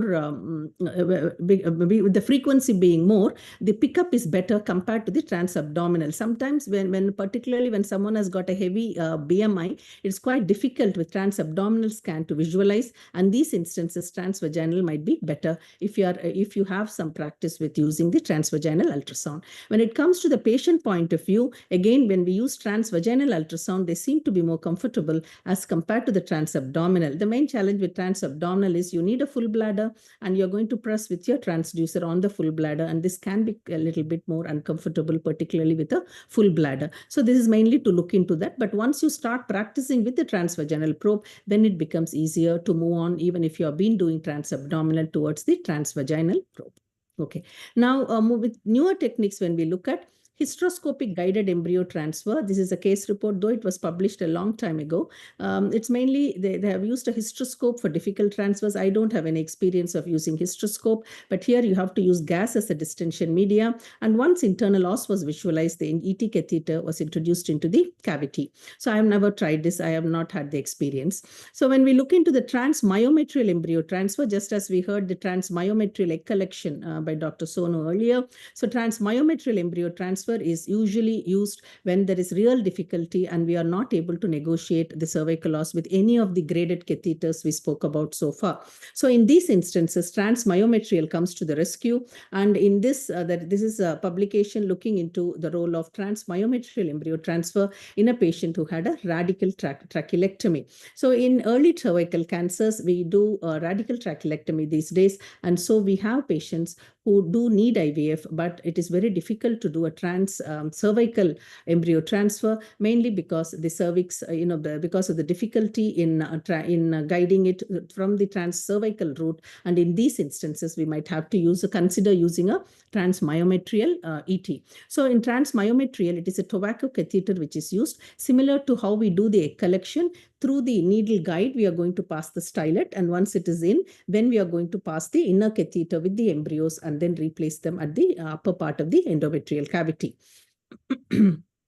And again, when we have a difficult, tortuous endocervical canal, sometimes in spite of dilatation, you still have the same difficulty. In these instances, the tortuous cervical canal may or may not be sorted after doing a hysteroscopy. In these instances, we might have to resort to some additional measures. Some of this is, as this publication comes from one of the centers in India, they have used VersaPoint to refashion the cervical canal. So if it is, as I'll show in the picture here, so here, if you see here, they are using the VersaPoint electrode to sort of, to reduce this, what we call it as a bulge here, so that we can smoothen the cervical canal rather than it having an acute sort of angle, making it really difficult for the catheter to go through, having a smooth entry inside. So in this instance, they have used the VersaPoint electrode to make a linear incision. One can also use a morcellator, but we have to be careful as to how much we are going to reduce this bump here. So the main thing is, if you overdo, then you can also have the risk of cervical incompetence. So we have to be careful here. But doing a little bit to straighten the canal at times for really, really difficult cases, this is something again which one could consider. So if you see here, this is the sort of acute angle they have had prior to the procedure, and this is post the procedure, where there is more uniform, smooth aspect can be seen in the cervical canal. So when we So when we talk about difficult embryo transfers, yes, majority of the transfers are either we can use the inner catheter, the soft inner catheter to go in with excellent pregnancy results, or in slight difficulty, we can manage it with using the outer sheath of a vallus or the outer sheath of the Cook. But when these two doesn't work, that is when we are going to go with the difficult vallus, which has got that firm stylet, or at times we have to use the metal catheter too. But even when we use the metal stylet, if you give enough time for the contractions, if it's going to rise, to settle down, and then feed the inner catheter with the loaded embryos, it still can give good results. So this is how we are going to grade it. And doing a mock transfer prior to the actual transfer process really helps in assessing the cervical canal, in assessing the uterine position, so that we are more confident when we do the real transfer with the where the unexpected sort of surprises doesn't come in. So at times also, when it's going to be a difficult transfer, if we are in a clinic where there are several doctors performing the embryo transfers, it can be the senior person can do it with better results. So these are some of the advantages by doing a mock transfer, so that we are more prepared. And it is better to draw a diagram. Once we do a trial transfer, it's important to put that in the patient sheet, so that we exactly know what is the position of the uterus, what is the how the endocervical canal is. If there is particularly difficulties, you have to put the trajectory as how it is, so that you definitely know exactly how you're going to deal with on the day of the ET. So doing it in a graded way really helps, and doing a mock transfer helps us with trying to deal with some of these problems prior to us getting on with the real transfer. So in conclusion, the clinical pregnancy rate decreases progressively with the use of additional maneuvers during ET, and considering the importance of a good ET technique as a final step in ART, every effort should be made to optimize it. Thank you.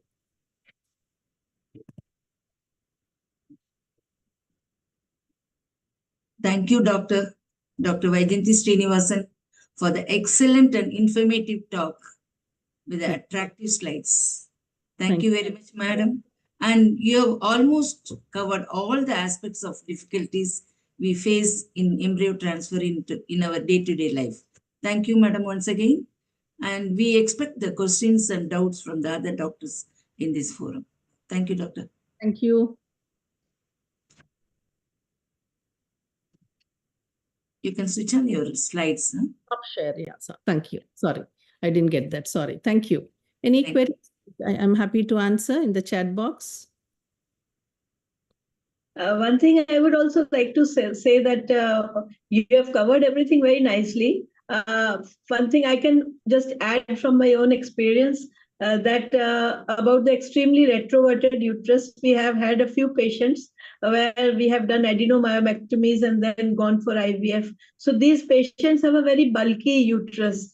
So one good technique is that once we tried to do that, we have done a per-rectal examination, asked one of our assistants, to go through the per-rectal and just raise because if the uterus is too much retroverted, sometimes so much maneuvering makes the result go down. So if we do a per-rectal examination, we can bring the uterus up, and then the axis becomes straighter. So that maneuver is also giving us a good result whenever we are trying it in the bulky uterus, mostly the adenomyomatous uterus. So that, and also using a pillow below the buttocks. If the patient has got very high BMI and we are unable to visualize the cervix, sometimes putting her on a pillow with the below the buttocks, it helps in a good visualization, and such additional maneuvers can be minimized. Yeah, I agree with you completely. The visualization of the cervix is very, very important, particularly in heavy BMI women, and also in women who have had a previous cesarean or any surgery on the uterus for that matter. Sometimes the cervix is really pulled up and hitched behind the symphysis pubis. This at times can be quite challenging to deal with. So we have to use exactly, the speculums can be of different sizes, which we are going to use. Cusco speculum is what we usually use, all of us. So we visualize the speculum and then gently guide it in. So that is how we can do. And I think there are a couple of questions in the chat. Can I answer them? Is that okay?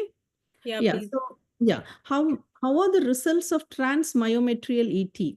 So we usually do transmyometrial ET only in those instances where we are really not able to get into the uterine cavity transcervically. So definitely, I mean, with regards to the results, it is reasonable. The results what are available in literature, there are quite a few studies looking into the role of, I mean, the success of transmyometrial ET, and there are good results. The main thing again is once you pass through the myometrium, this is similar to the transmyometrial egg collection as Dr. Sonu was showing you, going through the myometrium. I didn't have a video to show you through the transmyometrium, across the myometrium, and once it reaches the outer border of the endometrial cavity, the inner catheter is fed so that it is about a centimeter in front of that needle, and then we are able to put it in. So we get to do, there are decent results with transmyometrial ET also, but the thing is we have to look into the category of these patients. They are really difficult patients as opposed to our usual set of patients whom we see. So we can't compare the results, but it is really good when it is done the right way. So there are no challenges. And another question is how to insert transvaginal probe while cusco speculum is inside. Okay, so how it works is when we use the transvaginal probe, you are going to use the cusco speculum first. You are going to feed the, the catheter in, and then you are going to remove the speculum. Then we have to use the transvaginal probe. And then the inner catheter, like an afterload technique, it's going to put in. We can't have both at the same time, the cusco speculum and the vaginal scan. I don't, I use it only when there are difficult transfers. I don't do it as a routine transvaginal scans yet, but we are not going to put both at the same time. We want to remove it and then feed it in because we already know that it is inside, and then we are going to put it in. Then. Thank you, Dr. Vajanti. It was a wonderful, wonderful talk, and you covered all the aspects.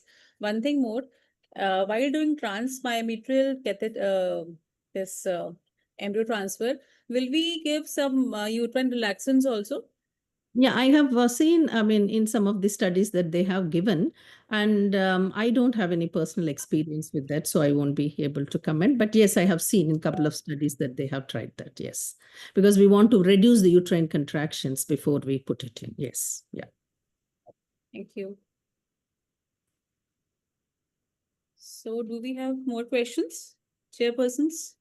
There is one question, how the results of transmyometrial embryo transfer? We have discussed. Yeah, I have replied, Dr. Fessi. Okay. Thank you. Thanks a lot. Thank you. Thank you, Dr. Vajanti. Thank you. It was a wonderful, wonderful presentation. Thank you. I didn't have lovely pictures like Dr. Sonu, but yeah. Nice. I just want to comment, if that's okay. Dr. Sonu did show the, abdominal, transabdominal. We also have had experiences with transabdominal egg collection. The case we had was a 24-week size adenomyotic uterus. She has already had a surgery before for adenomyoma. So though in spite of giving GnRH agonist, she had diffuse adenomyosis. It wasn't coming down that much. With an abdominal, both the ovaries were in the abdomen. It was not visualized transvaginally, and we did transabdominal collection as it was shown by Dr. Sonu. And the another condition we commonly see is congenital abnormalities of the uterus, biconvate, where the ovaries are very, very laterally placed at times towards the pelvic side wall, more than what we usually see, quite laterally, and high up also compared to what we usually see. And these instances also at times we have to end doing transabdominal collection. So that was quite nice to watch those videos. Thank you. Also MRKH if there is no uterus if you're collecting. But the problem is that if the patient is obese, and it will be little difficulty it will be. That is the only problem. And if you anticipate that, then you have to do just before the proper collection, you have to put the probe and see and localize it before. Otherwise, during a collection, you will be in a bit worried about the abdominal pickup. Okay. And regarding that, one more point, Dr. Vajanti, if regarding the catheter with stillet, if once you first time when I used, if you are using that patient had a fibroid, we were doing to it was a fibroid, but slightly pressure effect was there when we are using the catheter with the stillet. Unless if you are not used, just like abdominal pickup, if you are not used it, if you are using it first time, it will be difficult. Even though Valus, is it? That was a wireless one. Okay. So, but metal, the metal genetics, have you used those metal ones? You might have used it. Metal one once I used it. That slides in quite easily, particularly when you have an adenomyotic uterus, or as you are saying, the fibroid projecting. This easily negotiates through a tortuous canal, or even if there is anything, you know, like what you are describing. So it would be easier. Maybe next time you can try and see. That's a malleable one. It's quite good. Thank you. Which company is that? Which company is that? Which makes the valuable? The malleable ones? Yeah, Frisco has it. Frisco, yes. Frisco has it. Thank you. So, should we move towards our panel discussion? Yes. So, our panel discussion is on difficult case scenarios in oocyte pickup and embryo transfer. And our moderator is Dr. Padamja. Please display her CV, Dr. Padamja's. Padmaja. Sorry, I'm so sorry. I'm so sorry. No problem. It is fine. Dr. Padmaja. Is it Yes. right now? Yes, it is. So many awards to her credit, Dr. Padamja. Dr. Padmaja. Call it anyway. It is fine. Dr. G.N. Mathur Prize in Physiology, Dr. Rama Memorial Gold Medal in OBGY, Silver Medal in FZGP exam 2003, prize in free paper presentation at 4th APCOG at Kurnool, Foxy Leadership Award at Foxy Managing Committee meeting, Hyderabad. First prize in All India Essay Competition for Cervical Cancer Awareness conducted by Foxy. No problem. Leave it. You introduce the rest of the welcome, faculty. Dr. Padmaja. Yeah, definitely. I know you and you are a wonderful, wonderful person. Dr. Padmaja, would you like to invite your panelist? Yes. Since welcome to my panelist, Dr. Sarfaraz, who is a fertility expert at Himatnagar, Ahmedabad. And can we go on to the next? Because we are running late, we'll spend time on the panel. Dr. Lokesh of Nadkarni Hospital, who has 10 years experience in the field of ART and OB-GYN. Dr. Ashna. Dr. Ashna, who is who is a member of IMA, ISAR, Foxy, and who's done paper presentations at different national and international conferences. And she also worked on LIF. And Dr. Fazalunisa, who has had her training in London, Germany, and who's working at Hira Fertility Center, Hyderabad. And Dr. Meera from Jhansi, who is a life member of ISAR, IFS, and she's also done embryology certification and works in Bareilly. And Dr. Neelima, who is in Lucknow, and she has the first Manyata certified center and IVF center, so an all-rounder with numerous awards, Foxy, CS Dawn Prize for Best Paper in Infertility, and she's worked in numerous organizations and a life member of almost all the bodies that we have. Welcome to my panel. Thank you, ma'am. Yeah. So we've had very extensive talks. So essentially, there's not much new to say. It is just that I wanted you all to add what you have, if you have encountered and how you dealt with it. Okay. So IVF protocols nowadays, because most of us are doing it's like going through a horse race where you start and you end in the finish. So we are not many of us are doing long protocols. The clients also don't have the patience to keep coming, and so we are expected, once they decide to go in for an IVF program, we are expected to finish it and deliver the results very fast. So talking about difficult pickups, Dr. Sarfaz, why do you think difficult pickups occur? When do you think they occur? Is around? I can see. Yes, ma'am. Yes, please. So, in any pathological condition of ovary, particularly, or in a pelvis, like endometrioma or dermoid cyst or deep-seated fibroid, which is obscuring the passage for the catheter to reach to the PID, or in cases of past severe tubal infection. In that type of cases, we can encounter the difficulty in oocyte pickup. So at any time when we are doing a routine infertility ultrasound, if we are having difficulty visualizing the organs at our ultrasound in the clinical examination, all those conditions we will be having, we have to anticipate difficult pickup. So as Dr. Sarfaraz said, it will be difficult in case of endometriosis. Why particularly endometriosis, Dr. Neelima? Actually, what happens in endometriosis cases, there is different depots within the pelvis which lead to adhesions of uterus with POD with the surrounding tubes and ovaries.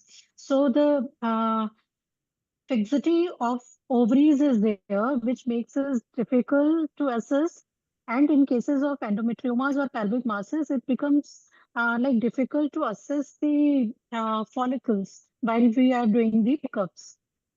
And when we have the normal pelvis, then whenever we find little difficulty, we do some maneuvers, and the ovaries are just favoring those maneuvers and giving way. But in cases of endometriosis, despite doing your routine maneuvers or manipulating the cervix or holding it, drawing it down, or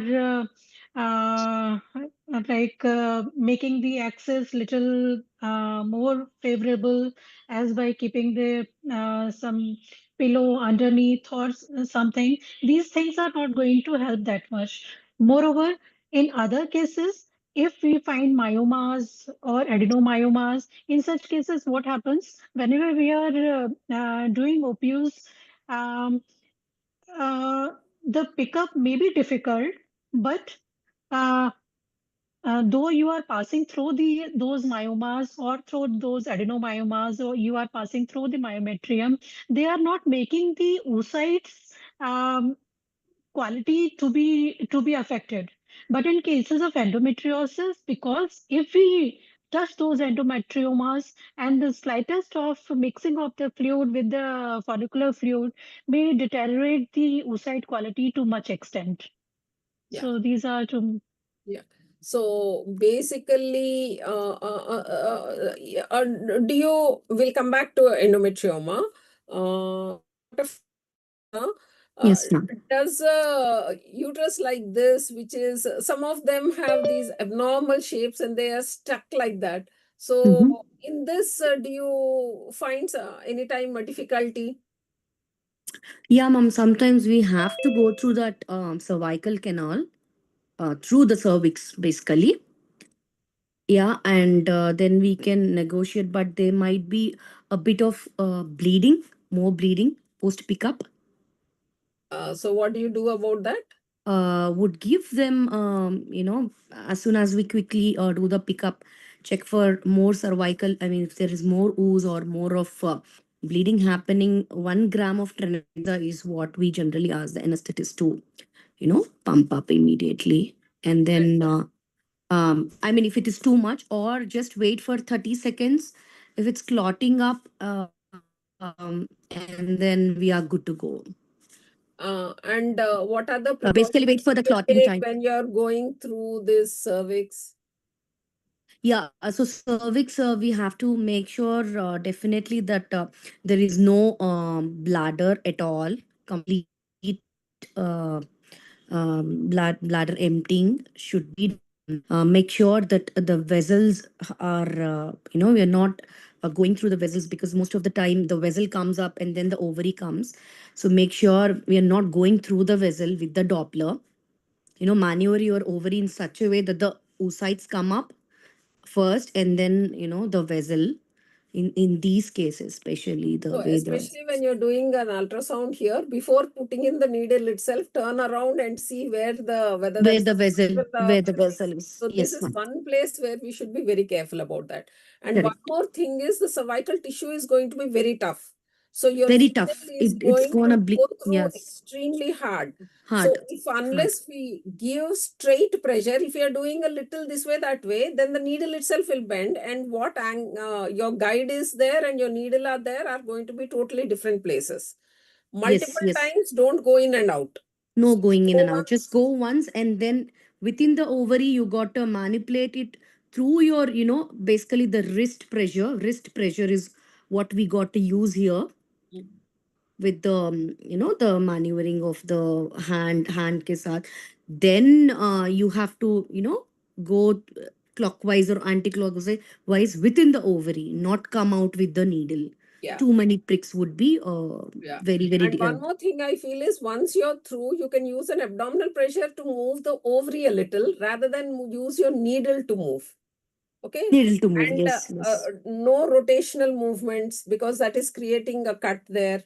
Your probe should not be moving because it is causing a shear in the cervix.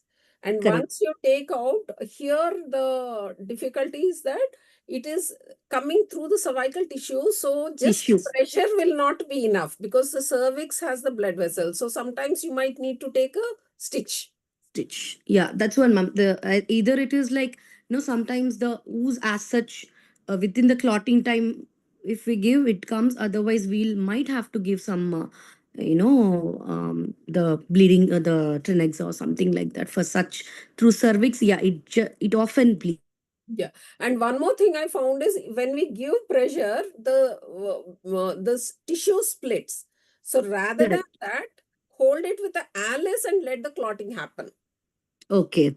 Yeah. Okay, so that works well with the cervix. Cervix. Okay. Okay. So in endometriosis, one thing is because of all the fibrosis and the adhesions, visualization is poor.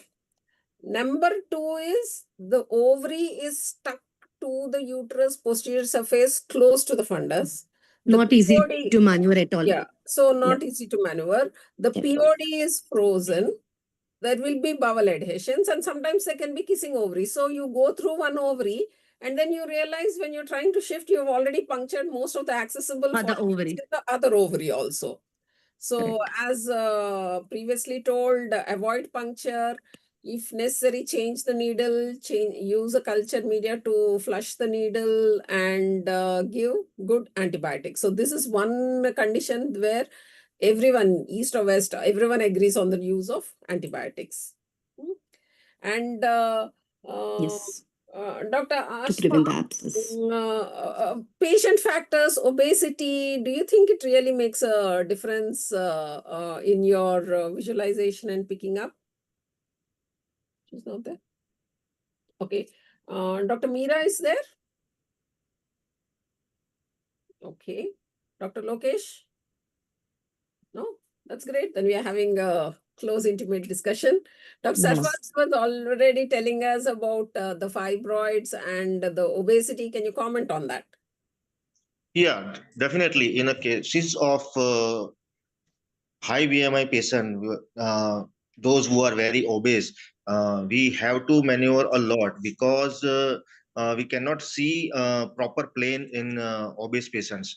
As such, in fibroid also, they are obscuring the vision, and we have to make lots of circular movement just to visualize the proper plane of the ovary. But in obese patient, as such, we didn't have that much difficulty.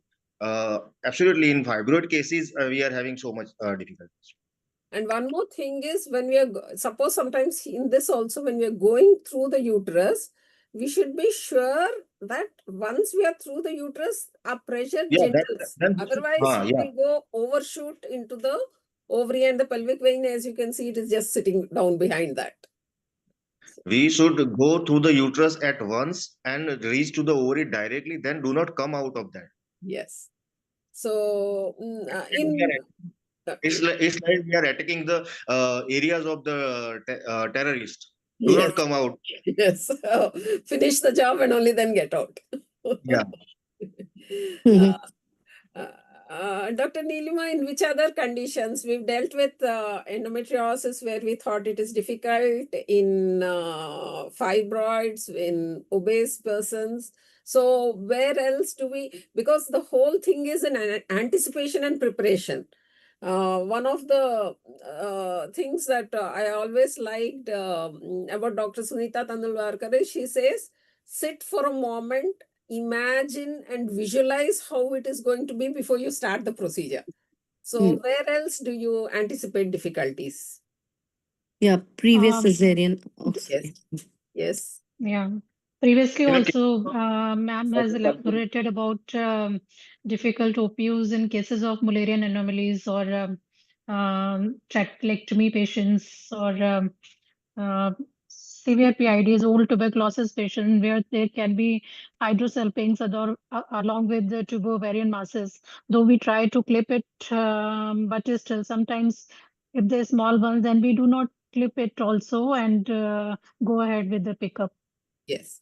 So that so Mullerian abnormalities, previous surgeries. Previous. And one more place we think is when we have a low reserve and the ovaries are extremely mobile. You see just Super mobile. follicles. Yes. It is sitting on the pelvic vein, and when you're just going to go, it moves away, and then It you exert moves. pressure. So this is one more condition. So extremes. And one more, ma'am, we have seen in obese patients, because there is a lot of abdominal breathing. The ovary, Yes. once we put the needle, it is there at one point, and once she's taking the inspiration, it is at the other point. So sometimes it's a super mobile ovary, which is happening with the abdominal respirations. You Yeah. know, that need, yeah. And one there was an instance where in that anesthesia sometimes they have this tongue falling, they go into hypoxia, they have violent coughing. So if Violent the coughing. needle is in the ovary and they're coughing violently, You don't know where your uh, needle is, so that's not a trajecting into. great situation to be in. And I Not think at all. those places we should keep the patient for a longer time, because we don't know if there will be a ovarian hematoma later on. It might not bleed immediately, but later on also we need to be alert about that. There was a case report where later on there was a ovary hemoperitoneum bleed. They needed to do a lab. They needed to take out part of the ovary. So never ever assure a patient that OPU is a simple procedure. OPU should be given its due respect and said it is simple in most of the cases, and we Most hope of you the will go through that. cases. Okay.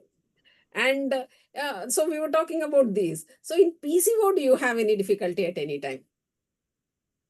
Yes, Yes, PCO ovaries are quite bulky ones. So whenever they are stimulated, they are even larger and they are even more mobile. Yes. So we frequently need to give abdominal pressure to access them during OPU.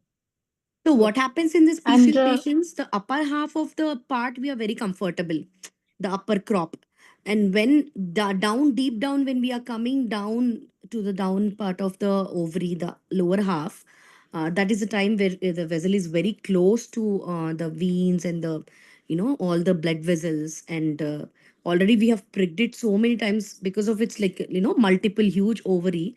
So there might be chance of like you said, yes, ma'am, hematoma and all that in these cases also, because of the multiple, like too many follicles. Apart from the yes, please go ahead. we are finding much that empty follicle syndrome. That is very much difficult thing. Yeah, So That is a different yeah. situation And altogether. as Fazlinisa said, once we are pricking, there is always going to be some amount of hemorrhage and it is going to become opaque. So Yeah. you're going to lose the vision of Vision the of the follicles, lower half, yes, lower ma'am. half of It the does follicles. happen. Yes. So in that, the most important thing is be quick. And Correct. especially when you're not getting follicles, if you're lingering, the embryologist is saying, so, and you start thinking, so that all can't be done. We have to finish off the decisions. And of course, even when follicles are being flushed, they fill up pretty much with blood. Correct. So As soon as you pick up the fluid, yeah, as soon as you it's a pick up, hemorrhagic follicle. hemorrhagic follicle. And moreover, these ovaries post-procedure also, there is a tendency for torsion. So more of pain is there in these patients. So post-procedure watch is definitely required in these patients, and we cannot discharge them just as our routine patients. Yeah. We have to be watchful before discharging So do you about the aspirate bleeding the and the POD pain. fluid? How much is okay? Sorry, ma'am. The voice is like resonating. Someone's is resounding. Dr. Sarfaraz, you have it on two modalities. Yes. What, ma'am? You're having two devices on? No. Okay, someone I is think there's there. a resound happening. Yeah. I'm not. Okay, so aspirate fluid in the POD. Ma'am, the your voice is voice is breaking. Sorry, please repeat, ma'am. Yeah.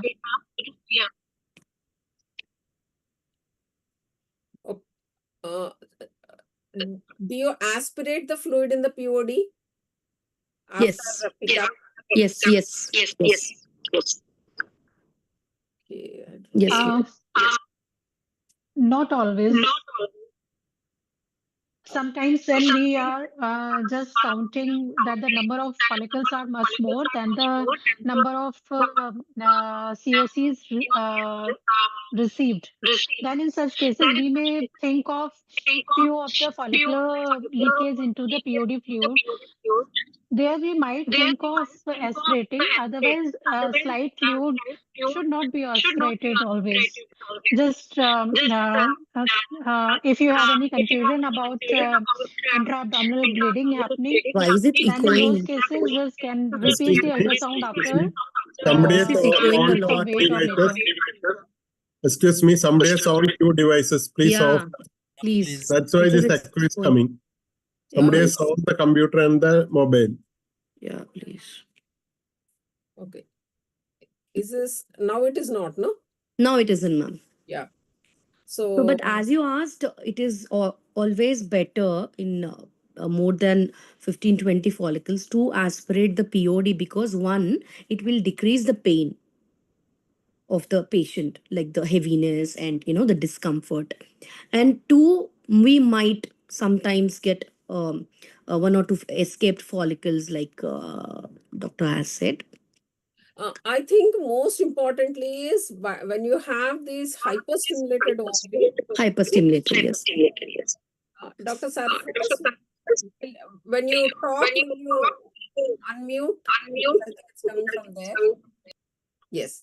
So when there is at the end of the procedure in the POD, you turn it down, you see a lot of fluid, and especially if it is looking a little echogenic, I feel if you aspirate, we'll easily get around 50 ml.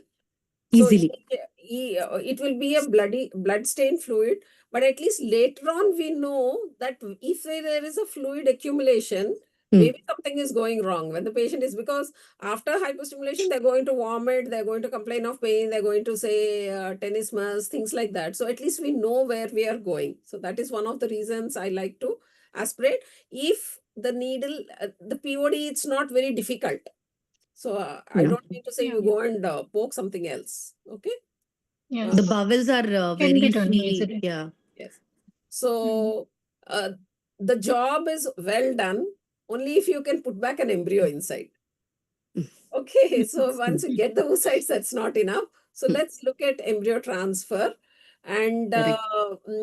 Sarfaraz, which of these pictures do you like?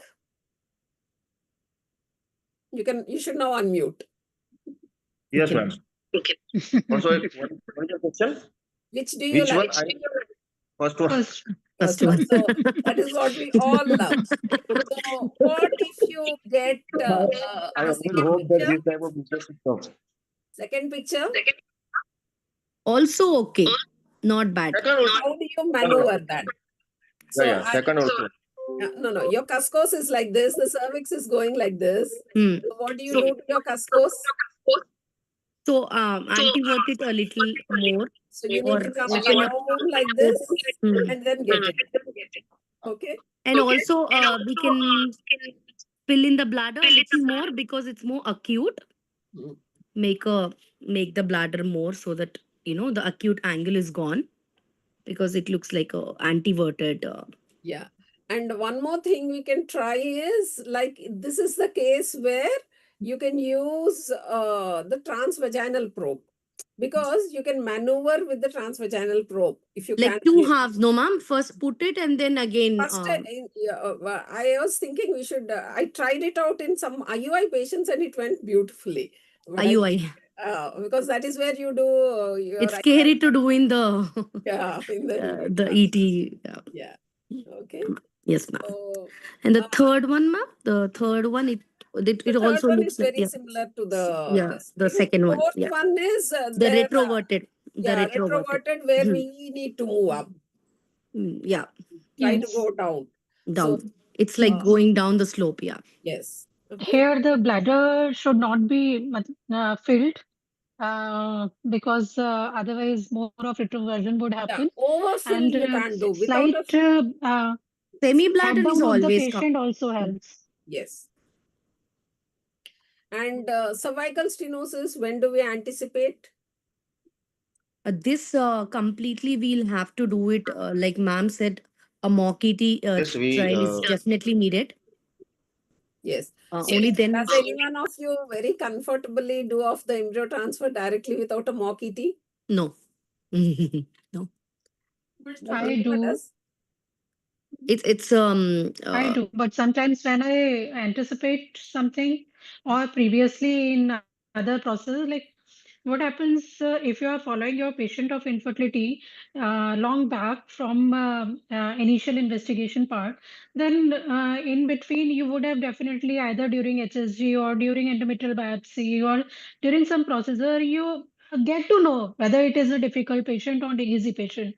So if I find it's a difficult patient, then in a prior cycle, I plan for mock ET. Otherwise, how do we know it's a difficult routinely, I patient? do not. Only when we do it, right? So yeah, mock ET is a must. So I it feel. is there in 1%. No, if during the Basically, workup we found that it is a large fibroid has been there or adenomyoma is there sitting on the anterior wall, making the uterus very retroverted. We have been giving the ATT previously and found that uterocervical axis is not during any of the processes, like during the previous endometrial biopsies or something, we found it difficult to negotiate the internal loss. So these are such patients. And when we are doing our patients, most of us do routinely the follicular monitoring as well as during the FET cycles, embryo transfer cycles, we follow up the patient and do the scans. So during the scans itself, the idea, because we are doing usually the TVS scan, so TVS scan gave a good idea of the cervicouterine axis. Yeah. So it is not only the diameter, but also the tortuosity, flexion, and version that make a difference. So as said, if there is any history, like in the HSG, the uterus did not fill up, or hysteroscopy, they said there was a cervical, or when you're doing an IUI program, you could not enter, or if they have IVF done somewhere else and they said that during that time ET was difficult. So in these people invariably prefer to do a mock transfer. One more advantage I feel of the mock transfer is that the patients learn to hold the bladder, because otherwise being on such a full bladder is a very, very difficult thing. Sarfraz, what do your patients say? Yes, ma'am. About full bladder. Yes. Mock Because transfer, do you plan or do you not do a mock transfer? no, only in anticipated difficult cases, we are doing mock transfer. Okay. In my beginning of the practice, I was doing almost all the patient mock transfer first. But now, with the experience, with any anticipation for any difficulties, we are doing the mock transfer. So suppose your mock transfer does not work, what will you do? Then I will see what is the reason for this thing to get failed. Maybe And I will hysteroscopy, ma'am. Yes. I will see what is the reason, and depending on the reason, I will take the call. If there is a severe cervical stenosis which is not possible for anything, I will try to do a little bit dilatation. If it is also not possible, I will go for the histoscopy. Yeah. So cervical dilatation, not ideally at the time of oocyte retrieval. I feel it is too close. If you're planning a fresh embryo transfer, it is too close. And the endometrium will not recover. There will be some amount of inflammation. Invariably, we are going through a vagina which has a high bacterial contamination. So dilatation at OPU when you're planning a fresh transfer is not ideal. So there are hygroscopic dilators that have been used, but these can be used on an OP basis. If you have had difficulty before, you can do under general anesthesia cervical dilatation. But the problem with these stenotic ones is under anesthesia dilatation, it seems easy. But then when you come back, it might be again difficult. I have not really used hygroscopic dilators. As we said, transmyometrial is what I've read. In the videos, and not really. Because this set we should order beforehand. It will not be there in the OT as such. And except hysteroscopy, what can you do? For the Cervical cervical stenosis. for the cervical stenosis, yes, ma'am. Like ma'am said, there is one like electrocautery is what like smoothing. But what I generally do is if there is a very much stenosis, the small scissors which we get to cut the septum, those nick of it here and there would actually smoothen the cervical stenosis and would be way easier to maneuver your once you cut those side margins, especially of those stenosis with the scissors, like a mechanical, and then it will be easy for you to go inside and go ahead. Recently, one of the beautiful tips I came across is we're doing a vaginoscopic approach. So in the cervical canal, you're there. You're seeing a pinpoint internal os. Internal os, So yeah. send in your scissors because the tip is narrow. Go Correct. in Scissors. and then open it and pull it out. Pull it out, yeah. Yeah, So then same then thing. the Same thing. fluid goes in, it acts as a dilator, and later on you can use a little scissors to cut. You can use, I've used Same scissor, sometimes yeah. a Collins knife to make a nick at the 3 and 9 o'clock positions to Yeah, maneuver but it. this scissor, most of the time, this one works, ma'am. The Yeah, this septal one works. resection, yeah. So we only need to write it down and be alert for cervical weakness in the next pregnancy. So in cases like this, adenomyosis, you have a big uterus, you have a partly cavity going up and then a cavity coming down. So what do you do about that? Because the ideal place to transfer is not just above the os. You have to try to get it close to the fundus. Yeah. Yeah. So Pre-transfer drugs like Leuprod depot for 2 or 3 months, which may make it slightly smaller, the posterior myometrium, or the other protocol which we follow, the letrozole and regesterone protocol for 100 days. That does the same work, but is preferred these days because the results are better with that. So that can be tried. Other than that, if it's still the angulation is too much, then prior to transfer, you may think of adenomyomectomy.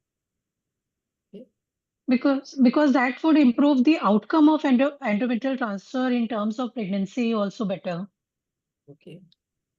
also, ma'am, in such cases, we are giving a tosiban for all these inflammatory conditions like adenomyosis and all such conditions where there is a scope of high contractions because of the inflammations, basically.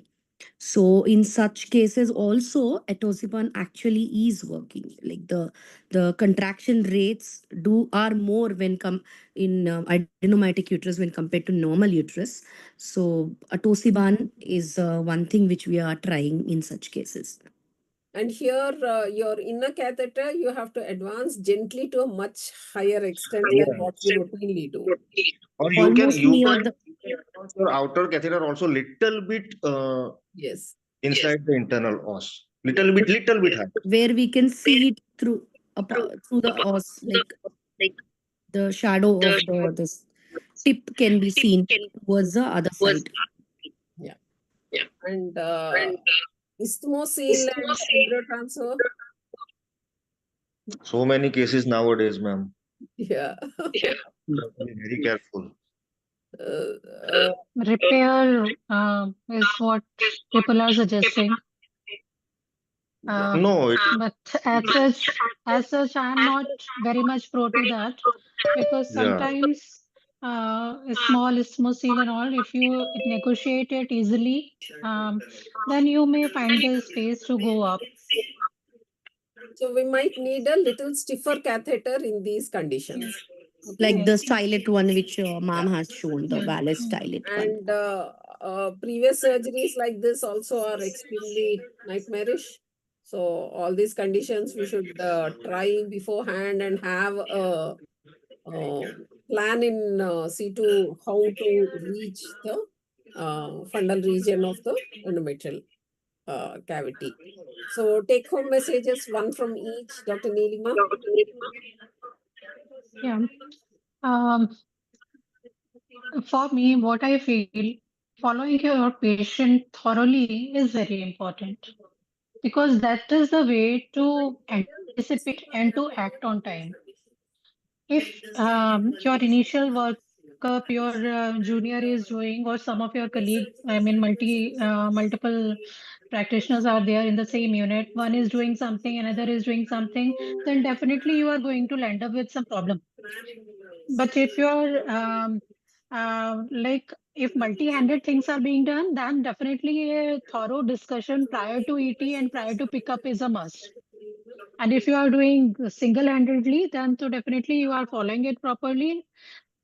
But I always say, always anticipate then a problem can anytime happen, and be always be prepared for that inside your OT pickup room or in the embryo transfer room. So anticipation as well as preparedness both help. Azalunisa. Yeah, ma'am. So what we do generally is like whoever might the OP might be busy or whatsoever, whoever is doing the mock ET makes a diagram, takes the whether it's antiverted or retroverted, make a diagram left right. We write the entry points so that whenever whoever is doing it, the mock ET. Sorry. There's a lot of interference. We just Acha. found out. Okay. So yeah, so whoever is doing it, make a proper diagram of it. Left entry, right entry, upwards, downwards, antiverted, retroverted, whatever. Make your point. Put a nice diagram on 21st day so that whoever is doing it next would not be in trouble. Yeah. Dr. Kazi? Yeah. My take home message is predict first to prevent any mess up.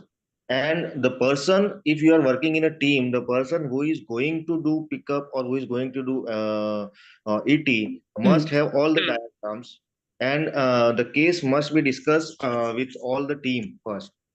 And we have to work collectively. And what our protocol is, those who are going to do pickup or who are going to do ET, they will have all the information regarding this patient, even if they haven't seen that patient at the time of follicular phase or at the stimulation phase. Stimulation. So the conclusion is what all my team has said: anticipate, good ultrasound, backup plans, and if it becomes impossible, freeze that day. Okay. Thank you very much. I thank Dr. Faisal and Dr. Anu for giving us this opportunity, and ISAR. And I take this opportunity to invite you all to Vijayawada. It's a beautiful place. You can come enjoy the hospitality and the scientific session. It's on 8th, 9th, 10th August. Thank you, ma'am. So, Nizar. Thank you. Thank you. Wonderful discussion. Thank you, Faisal sir and Anu ma'am. for this opportunity. Thank you, ISAR. Thank you, Padmaja ma'am, for making it lively. It was a wonderful session. Congratulations, Dr. Padmaja and all the panelists. I just have one question. If there is history of previous ectopic pregnancy, Surplus, your mobile is echoing always. Okay, Yes. now Right. ma'am can. Okay. And you carry on. Jesse was saying something? No, it was okay when surplus that mobile, some echo was coming during the talk also. Now it's okay. I was saying if there's history of previous ectopic pregnancy, what extra precaution should we take during embryo transfer? I think one precaution that you can take is, first, you're going to be very careful about the position. The volume of your media in which the embryo is being transferred should be extremely low. And another thing that I learned is that give a push over 10 seconds. So the embryo then it drops in and like a capillary, it seeps in into those folds, because endometrium is not a smooth flat thing. It has lots of folds in it. So instead of giving a tuck and out, count to 10 where it is being pushed. So with this policy, I feel the embryo will not really float around. And you should be very sure that there is no intracavitary fluid. You're not having, in a fresh cycle, high estrogen will lead to an abnormal tubal motility, because when the estrogen is high, the tubes are moving, the contractility is from the cornual end to the femoral end because it is anticipating an ovulation. So, and in these cases, do a day 5 transfer, because by then your progesterone levels will be so high that the the salping's muscle contractility is towards the uterus. So keep these precautions in view, and I think it will help. Yeah, wonderful. Yeah. Thank you. Thank you. There are some people using, antispasmodic before transfer. Anybody has got any experience? No, that's what Sunisa was saying for adenomyosis and all. She's using etosiban. No, atosiban is okay. Atosiban is little costly. Some people use some Piroxicam. some sort of Because piroxicam causes so little trauma. So little. Like an hour And before prostaglandin inhibition, you can always use that. There were some studies where 20 But milligram the papers on paroxysm are not in favor. The results are not favorable in using paroxysm or COX-2 inhibitors in cases of adenomyoma and fibroids. We're not going to use long term. It is just one tablet. One tablet before eating. Embryo transfer. What tablet? Piroxicam. Piroxicam. COX-2 inhibitor. Ketorolac is available, it is called. 20 milligram 1 hour before embryo transfer. And it gives a kind of like pain. The patient is also kind of relieved. No, they'll be little less anxious. I don't know. We really didn't do a placebo trial. We don't have any evidence, but that is something I feel, no harm. Let's do it. It's not expensive, sort of thing. Okay. Yeah. Okay. Thank you. Okay, ma'am. Any other tips Thank you from so any much. other experts? I think ma'am has given a full insight of all the tips, tricks, and everything. Everything ma'am has covered in. Yeah. Right. So, Dr. Fesi and Dr. Anu, if you allow me to give thank you note, please. Yes. Shall I? Yes, please. Yes. Any Yeah, other thank you very question in chat box? Nothing, no? No, nothing is No, there.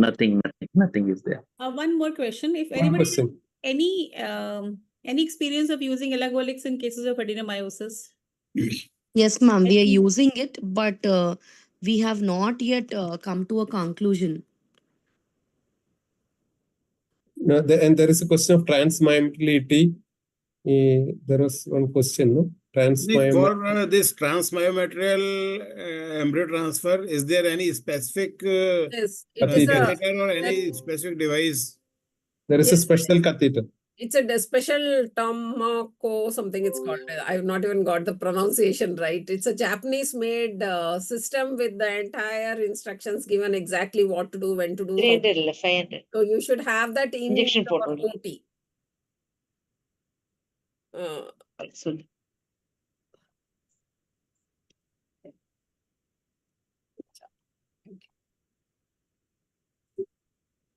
Yes, Mr. Nakul, go ahead. Yeah, thank you, ma'am. So, thank you. Thanks to all catalysts for being here tonight for this 11th series of our ISAR UNS Fertility Catalyst webinar. Your presence made truly special by the attracting impressive participation of 622. That's our today's participation is 622 delegates. That's a fantabulous response what we got from delegates. I would like to extend my heartfelt gratitude to our distinguished speakers today. They have given a valuable contribution. Their expertise is a really great enrich our today's discussion. And thanks to our chairperson, panelists for their contribution. Also, I would like to thanks to Dr. Amit Patki, Dr. Bakshi, Dr. Anu, Dr. Fesi, and today's chief guest, Dr. Durusha and Dr. Sonia Malik. So thank you, and look forward to many more engaging evenings together. Thank you very much. Thank you. Thank you all. Thank you all once again. Thank you, Dr. Louis and Dr. Anu and team. Good night. Thank you, sir. Good night. Thank you so Good much night. to all the doctors.